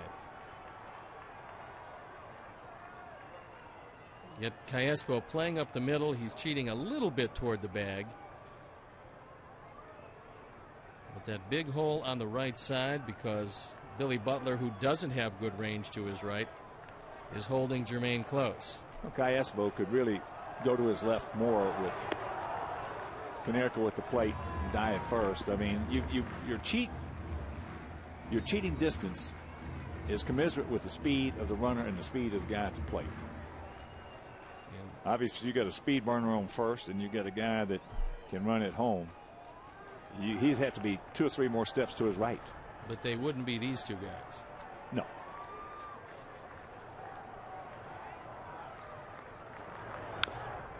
Fouls that away.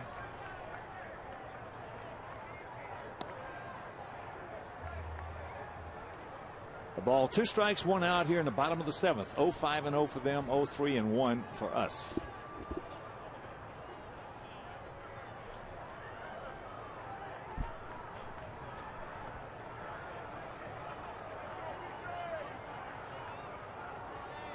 Outfield straight up. They're spread out and they're deep. Tien not quite as deep as he was for Tomey.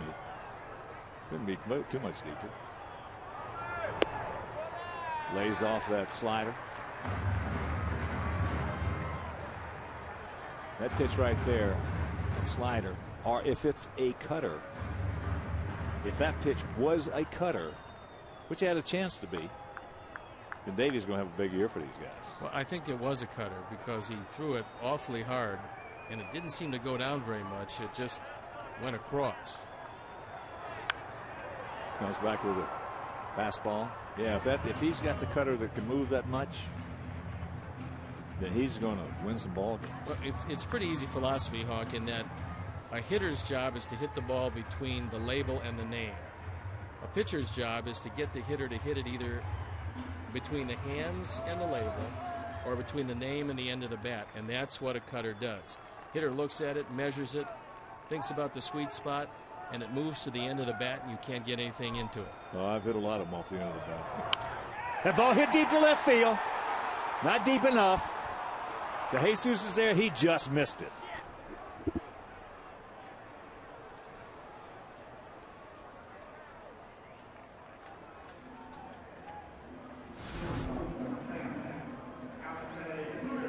Paul got that ball, but not quite all of it. And the fans thought it had a chance. You can see it just on the outside part of the bat. He didn't get it on the sweet spot. So here's Alexei. He has gone out to center and struck out.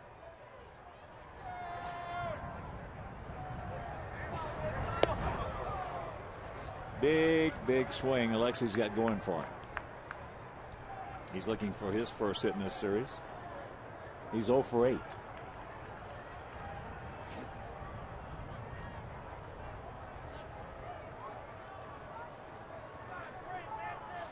Outfield about equidistant there, deep, and swung around to the left slightly. He's a little tardy right there. Also, he's very much in swing mode because he's not taking many pitches. Well, he looks at the plate right now the way he did at the outset of the season last year. Of course, it didn't take him long to start making those adjustments.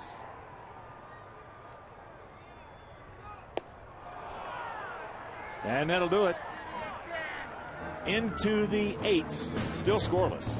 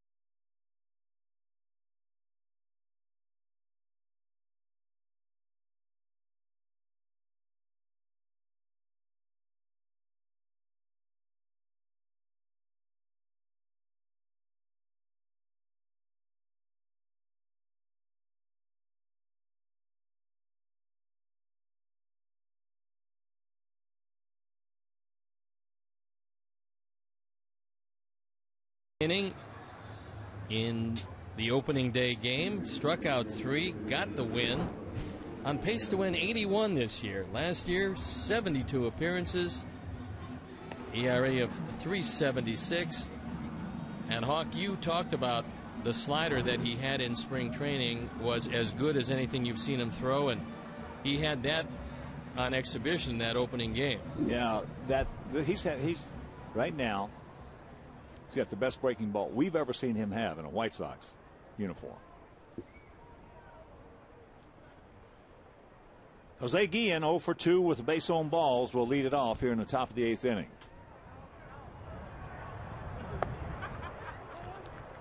Outfield air straight up. Josh Fields way back and well off the line at third.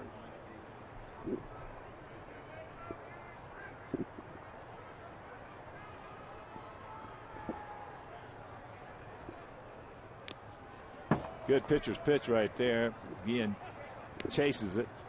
Looks to me like Guillen is trying to pull everything, and when you do that, you usually open up with your left side.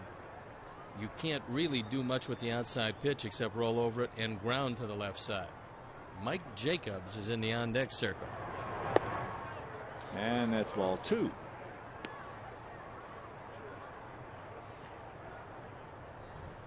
Well, hitters will tell you what they're trying to do.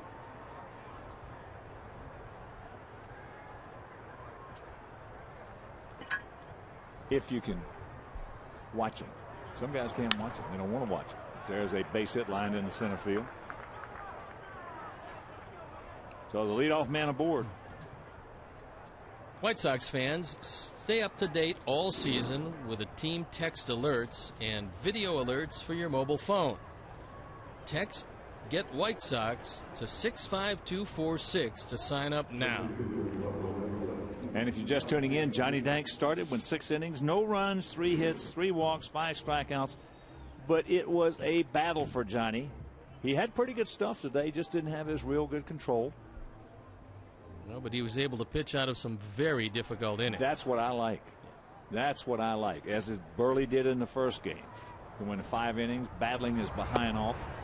And that's one thing about those two guys. They will battle their behinds off. Good competitors, outstanding competitors. Mike Jacobs, acquired from the Florida Marlins, had a big power year last year, 32 and 93 in the power numbers, and he'll play against all the right-handers. Had a good pitch to hit right there.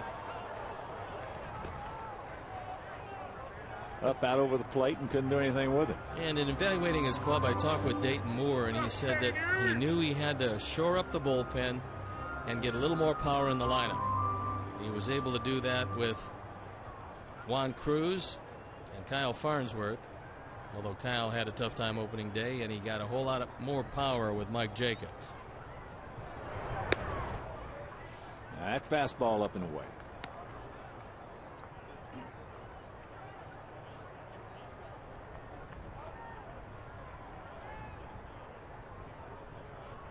He in at first.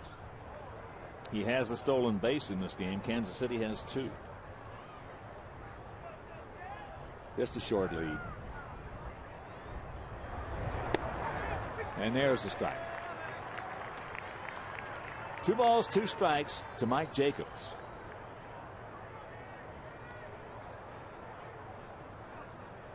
Well, like most home run hitters, Jacobs has an uppercut swing. So if you're going to throw a slider, you want to keep it well down out of the zone, but that letter high fastball right above his hands is a good pitch to him. He gone. Right there.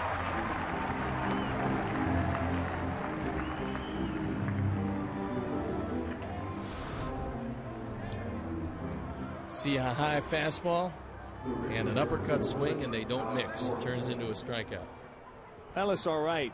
Watch his back shoulder right there. It's all right if you have an uppercut swing if you can keep the back shoulder up. You don't see too many guys can do that. Ted Williams, arguably the prettiest swing, greatest hitter this game's ever seen, said the one thing he concentrated on, because he had an uppercut swing, was keeping his back shoulder up. He said, now Once the ball's gone, it doesn't make any difference what it does. But keeping it up through impact or to impact was a paramount thing. Pretty tough thing to do for very tough. Most mortal hitters. That's what I'm saying. It's, you know, very, very tough. And one of the greatest players and home run hitters to ever play, Henry Aaron. Usually you don't see a back leg hitter who can keep that back shoulder up. Hank Aaron was a front foot hitter, and that's one reason he was such a great hitter, because his right shoulder, his back shoulder, was always up. And that's the one thing for all you youngsters out there when you're learning how to hit. I don't care how hard you want to swing it, but you got to keep your back shoulder up.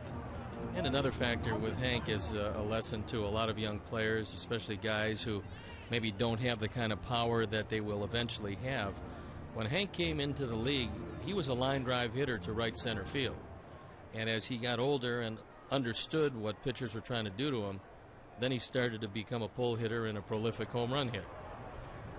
1-0 pitch. I was a visiting club bat boy there in Savannah when he was playing at Jacksonville in the Sally League, old South Atlantic League. I believe that was 1954.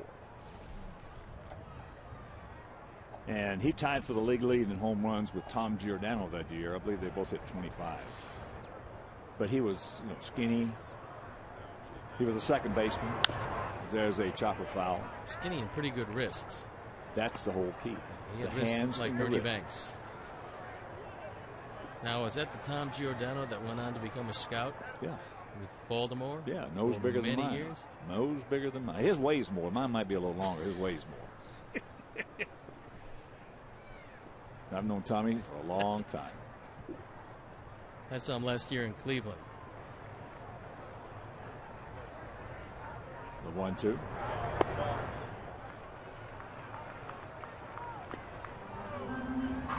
Yeah, that Jacksonville club they had down there for a few years. Put some guys in the big leagues. They had Henry, Aaron, they had Wes Covington, they had Juan Pizarro.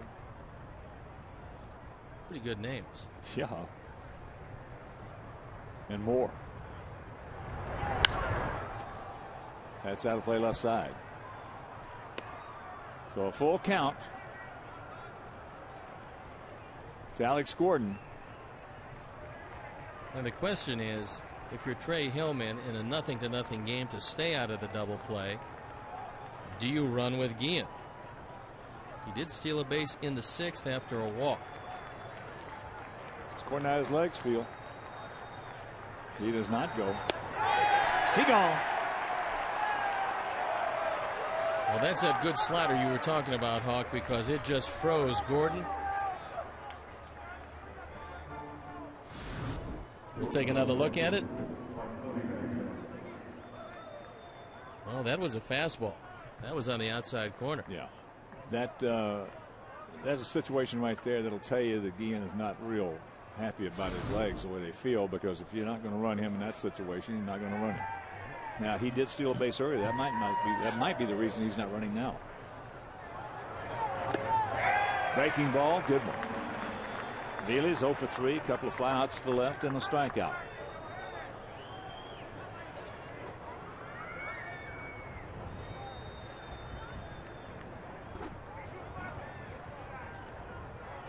Top of the 8th inning if you're just tuning in.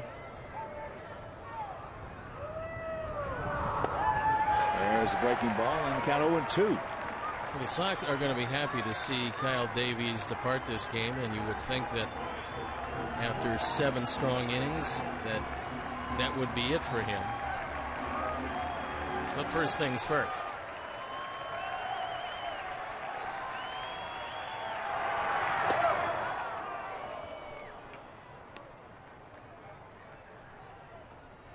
John Buck on deck. But the job at hand, get rid of this guy.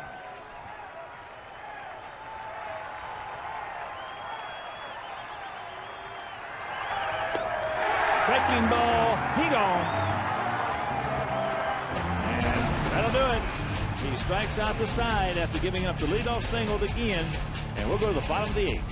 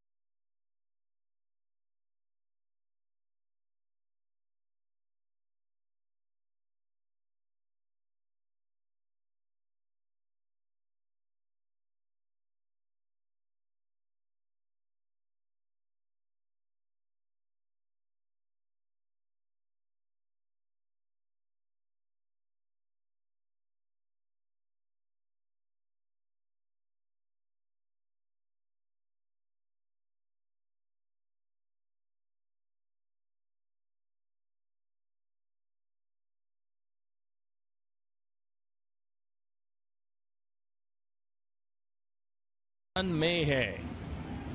He's been around a long time, and he now becomes that venerable left-hander that everyone needs out of the bullpen. 37-year-old southpaw will be 38 in June.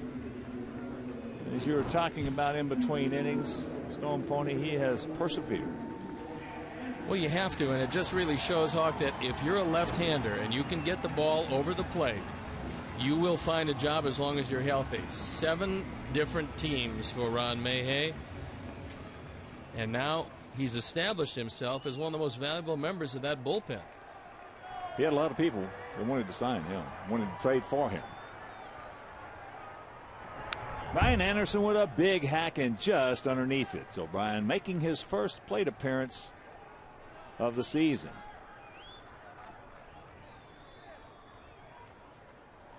That was a good swing. That's all you want coming off that bench. You want to be dangerous. There's a strike. Good pitcher's pitch. Well, that was a good change. The first ball was a fastball, and most hitters will tell you coming off the bench cold, you look for first ball fastball. Brian got it, but fouled it straight back.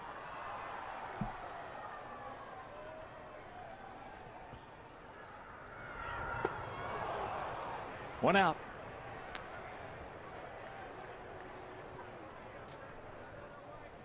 That's 2 appearances for Dotel, 2 innings, and 6 strikeouts. There's a fastball. There's a fastball. There's a slider. See you later. And the Sox still looking for 1 run, make a winner out of Dotel. Last year when Dotel moved up to the 8th hole, Linebrink moved into the closer spot, Dotel was swinging the ball well in the 7 hole. He got into a habit of getting his chest out there. He was trying to do too much when Bobby Jenks went down. And he got his chest out there a little too far. The arm couldn't catch up to stay on top, and almost every other breaking ball he threw, he hung. Well, it was flat, and when that happens, it just comes up spinning, and it's not that difficult to hit. But you see, in starting spring training, the only way you can have a good breaking ball, as you know, Stoney, is that chest has got to be back. You give him the 3-0 green light right here? Josh Fields? Yes. Dadgum right. In a heartbeat. Ozzie doesn't like the 3-0 swinging too much, though. I love a good 3-0 offense. I love a good 3-0 offense. You know, if you get the right guy. Well, that pitch was up and out of the zone, but you get a guy with the power of Josh Fields, you might as well turn him loose late. Well, one thing about it, too, is that you've got to find out. You've got to find out if guys can hit 3-0. Some guys cannot hit 3-0, as we discussed the other day. I asked Ted Williams that. I said, Ted, how many times in your career did you hit 3-0? And when he told me, I was shocked. 5 or 6 times, he said. In his entire career? In his entire career. I was shocked. Well, he had the confidence to probably realize that if he does happen to throw a strike, he's still got 2 more pitches to get you, and normally did. So the conference over at the mound, and Ron Mayhay, who started back in 1996 in the Boston organization. Last year, 5-0 in 57 appearances with these Royals. So here is Chris Getz as he looks. Getz really, one of the reasons I like him so much is watch him when he takes a pitch.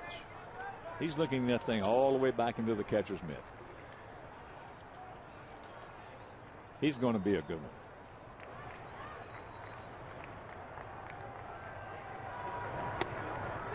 Well, Mike Jacobs went over in that conference with Bob McClure, the pitching coach, and he was saying to Mayhay, where are you going to throw him? The reason is that Jacobs has to come off the bag and doesn't want to come off too far and have the ball hit behind him. Well, the best thing he can know is if an off-speed pitch is coming.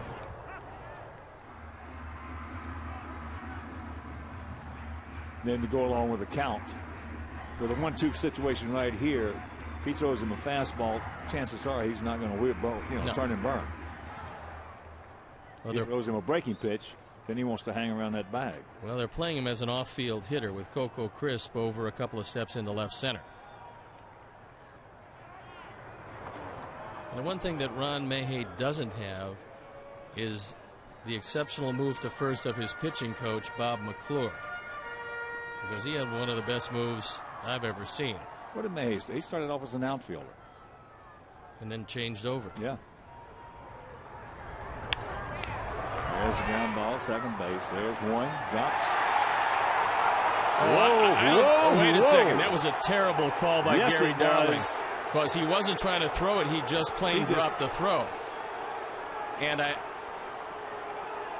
think Ozzie said, get some help. Now that's a judgment call, but looked to me like he flat out dropped it.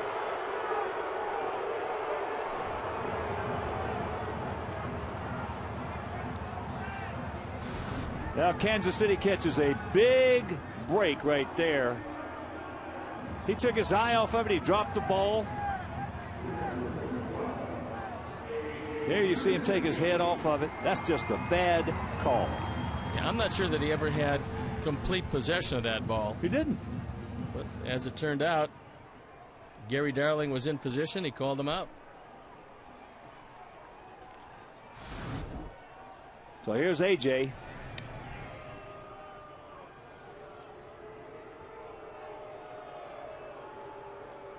That's almost gotten to be automatic with umpires at second base. That's a shame. Yep. That's a shame.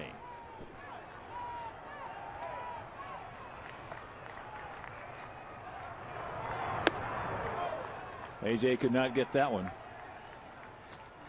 It's not that he threw it by him. AJ just dropping that back shoulder. And when that back shoulder goes down, that head comes out.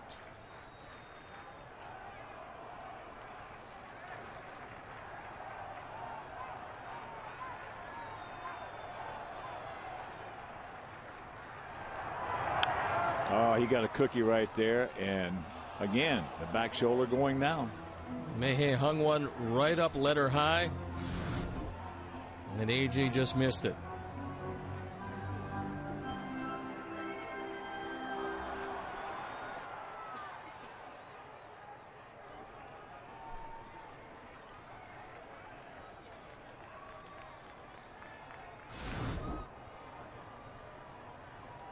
The 0-2 pitch. Tried to get him to bite after that one. So 2 out, 1 and 2. Here in the bottom of the 8th inning. 0-6-0 for Kansas City. 0-3-1 for us.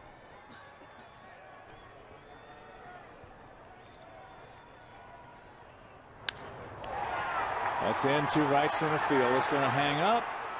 Yeah. Coco Crisp. He can go get them. And we'll go to the ninth.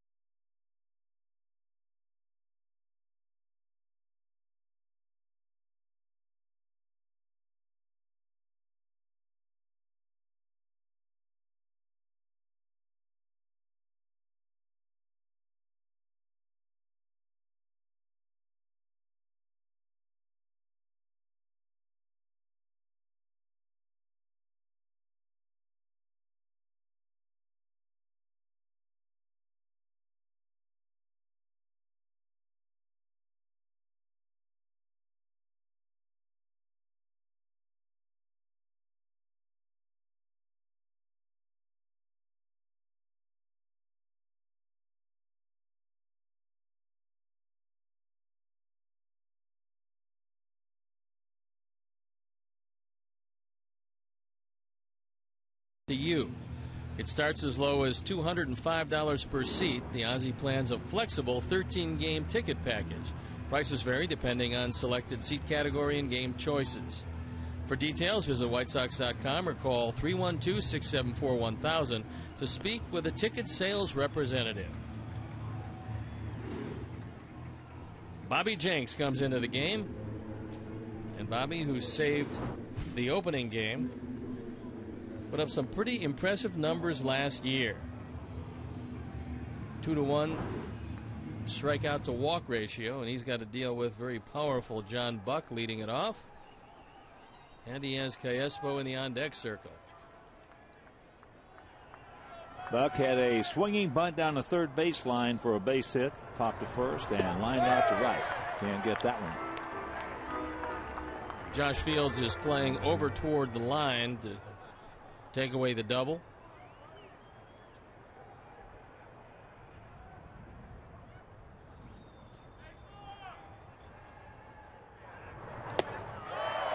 And the count, 0-2.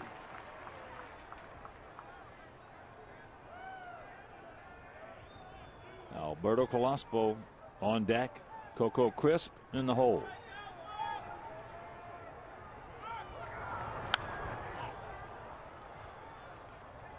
Swing mode, fouls it back up and away, and the count hangs at 0-2. Good cutter for Bobby Jenks, probably gets the job done against Buck. He hit the ball fairly hard last time, but fortunately he hit it right at Jermaine in right field. Matabatacola, take your time.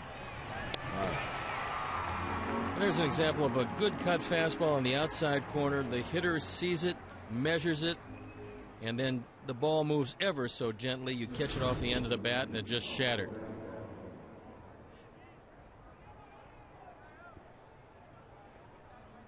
So here's Calespo. He pinch hit back in the 7th inning and laced a single into center field.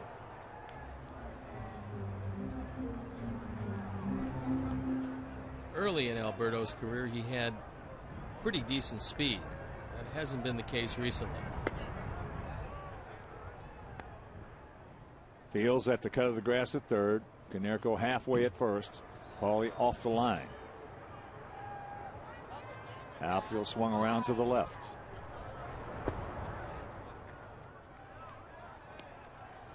Two and 0 the count.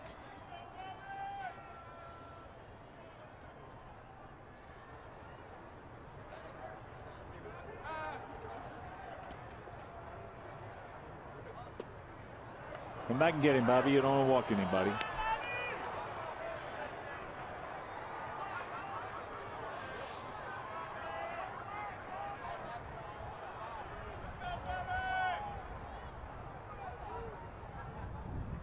There's one.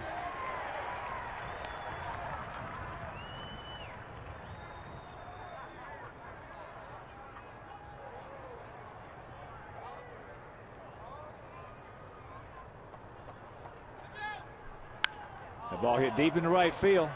Jermaine, no, over his head. So he will pull up at second base with a 1-out double. Knowing a fastball was coming at 3-1, the fact that Bobby didn't want to walk him. Calespo hit the ball very hard as a pinch hitter in the 7th. Is 2 for 2. That was a high fastball. It was up and out over the plate. And Calespo hit the daylights out of it.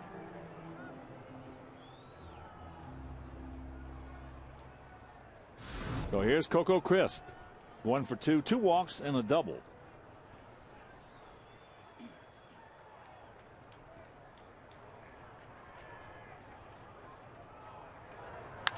That ball hit deep, way back, and the Royals lead it 2-0.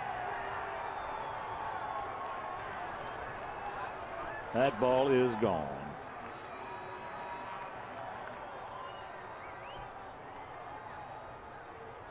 Home run number 1 this year, RBIs 2 and 3. And the Royals break through with a pair. Well, as I mentioned earlier, Coco Crisp against our ball club has just absolutely killed us. That's the fourth drive of the game. It comes off the bat of Coco Crisp. The switch hitter got a fastball and drove it out. And there's a base hit. Slaps that one past Josh Fields, who was off the line. Far to Jesus. Here's the throw to second base. It's off the mark.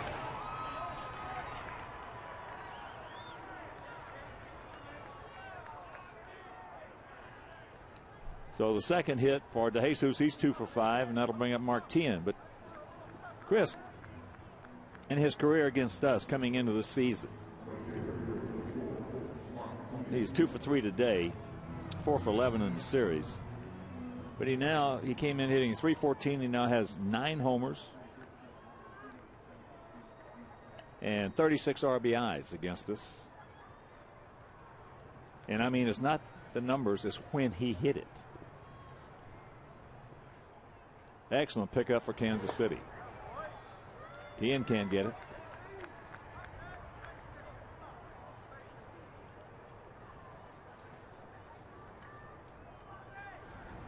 Boston decided with Jacoby Ellsbury that they had one too many center fielders, and they moved him to KC.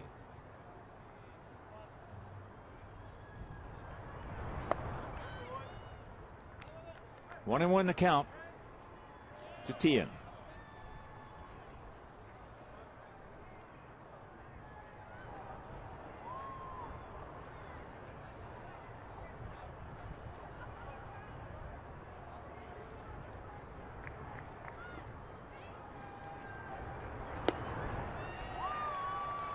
Ball and 2 strikes with Jose Guillen on deck.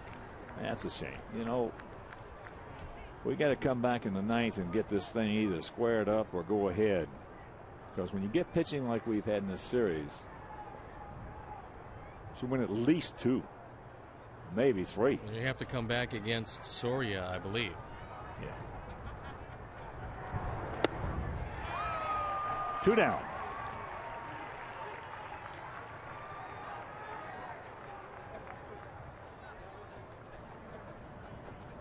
So here's Guillen. A couple of strikeouts, a walk, and a base hit.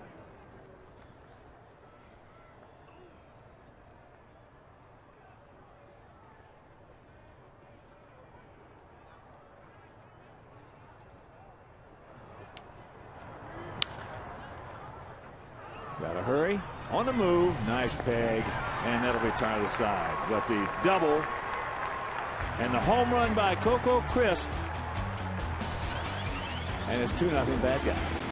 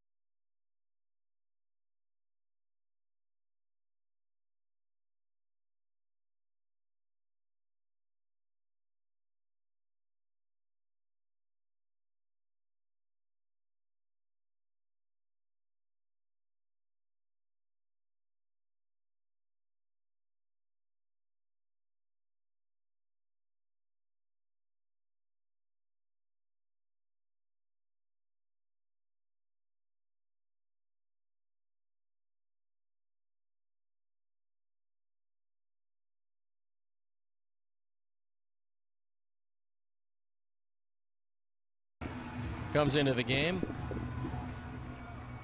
and he got the save in yesterday's game. You can see the numbers from last year. They're pretty much otherworldly. An ERA of 1.60 Right-handers or left-handers, didn't matter. The opponents hit just 169 against him. He's not overpowering. He does have a very good curveball, and he gives you a variety of speeds with his fastball. Well, we get the right guys coming up. The heart of the order: Quinton, Tommy, Dye, Canerco. Looking for it, got it.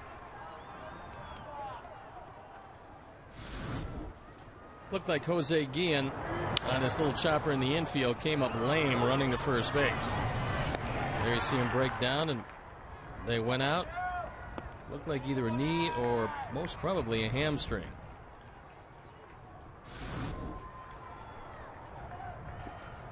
Check that. 1-1 to count to Carlos. He is 0 for 1 with a couple of walks this afternoon. That's low.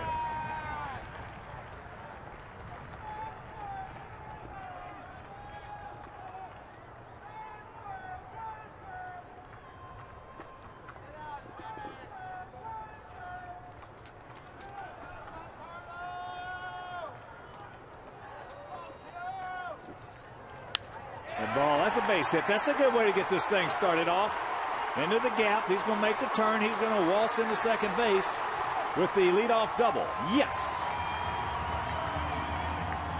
His first hit of the season. And that's the Carlos we saw a lot of last year as the league tried to stay away from him, and he drove the ball into the right center field gap. So it's 3 games coming, but that fastball on the outer third is rifled into the gap in right field. Crisp does a nice job of getting to it, but it's a 2-base hit nonetheless. And here's Tommy, 0 for 3, a couple of strikeouts and a foul out to the catcher. They put the shift on, not as deep with Callaspo. There's a strike at second. Tien was playing short right field. And normally you'd find Gordon playing almost a straightaway shortstop, but he really can't do that because you've got Quinton at second base.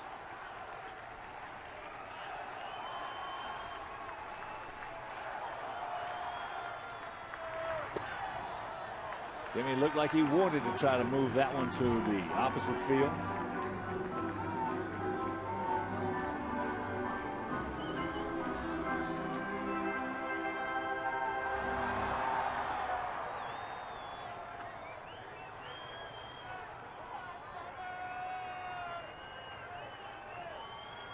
Come on, big man. That's low. So the count 2-1. Sox have not had 2 hits in an inning in this ball game. Kyle Davies, if you're just tuning in, was once again on us just absolutely lights out. 7 innings, no runs, 3 hits, 2 walks, 8 strikeouts.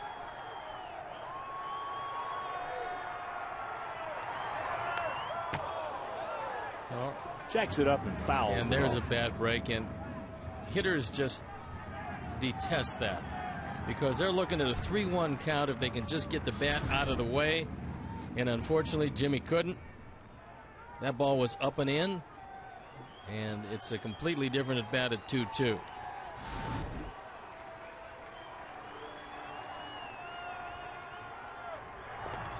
That's low, full count. So a big pitch coming up right here for Tommy.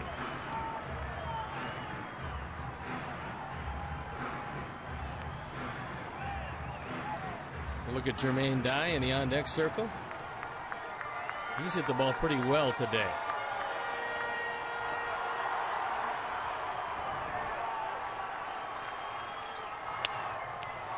Ground ball right side. Aviles makes the play. And that's out number 1.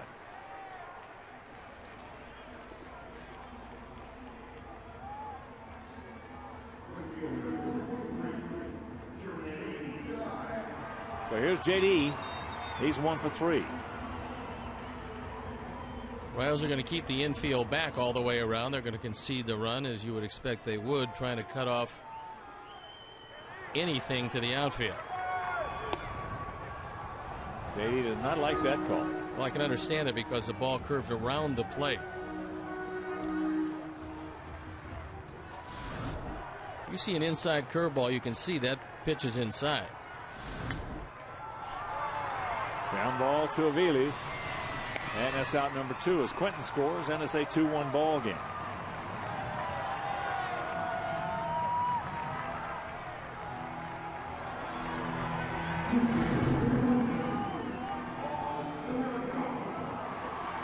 Toss up to Pauly.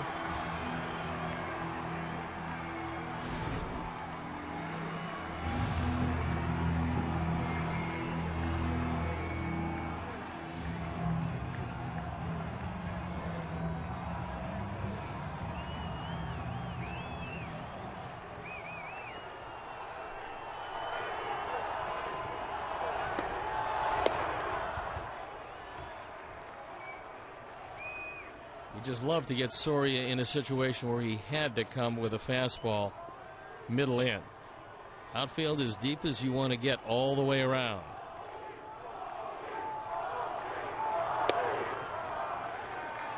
Two and 0 the count.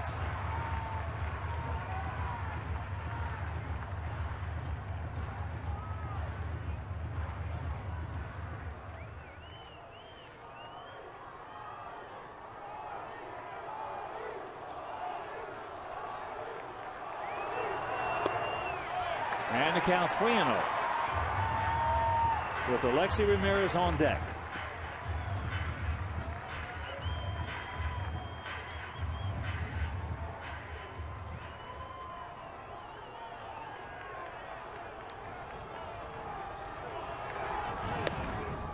And that's ball 4. Well, it's been a very tough series for Alexi, but you can put all of that to rest with a long ball here. That's going to be it for Paul. He's going to leave. I believe it's Brent Lillibridge coming out to pinch run, and he's got tremendous speed. He can score on a double anywhere in the gap.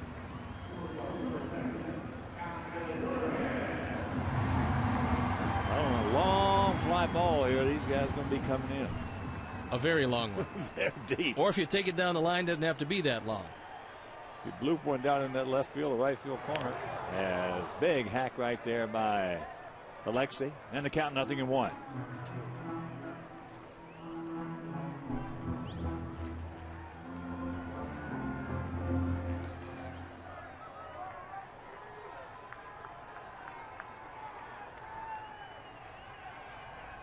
Wilson, Betterman on deck. Boy, he's really cheating up there. Really starting early. And the count 0-2. He's had a couple of good pitches to hit. Well, John Buck is looking over to the dugout before every pitch, and you would think that Bob McClure was giving him some signs.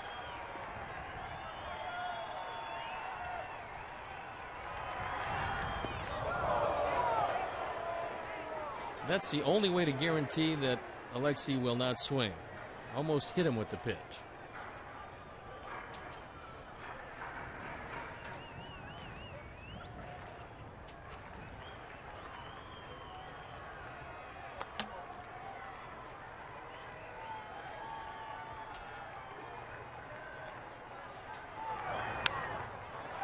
Ground ball, this should do it. As the ball is bobbled.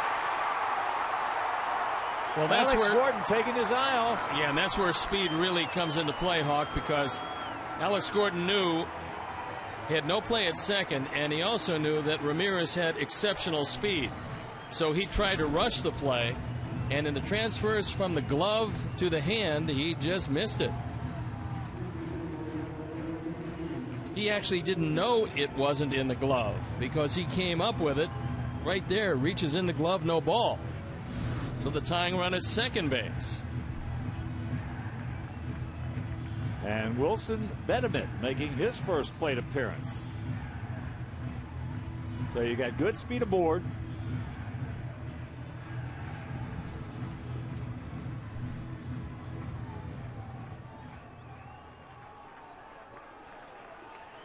Betterman the switch hitter. Big gap out there in right center.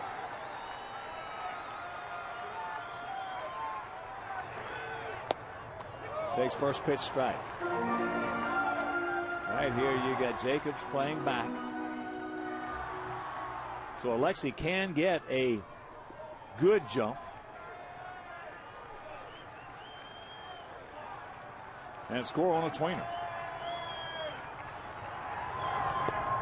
That's off the corner. 1-1 the count. Well, Betterman has a lot of pop from both sides of the plate.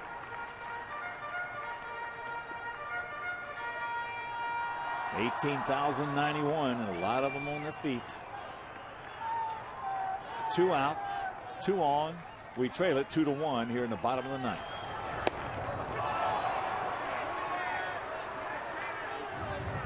Yeah, he's got to cinch it up and hunker down. 1-2 the count. Well, Soria's best pitch is that off-speed curveball. You can't look for a curveball, however. There it was, and the count 2-2. One time 15. Little looper to left center if Soria stays away from Betterman, because they're playing him straight up in the outfield, not shading him any which way. 2-2 pitch.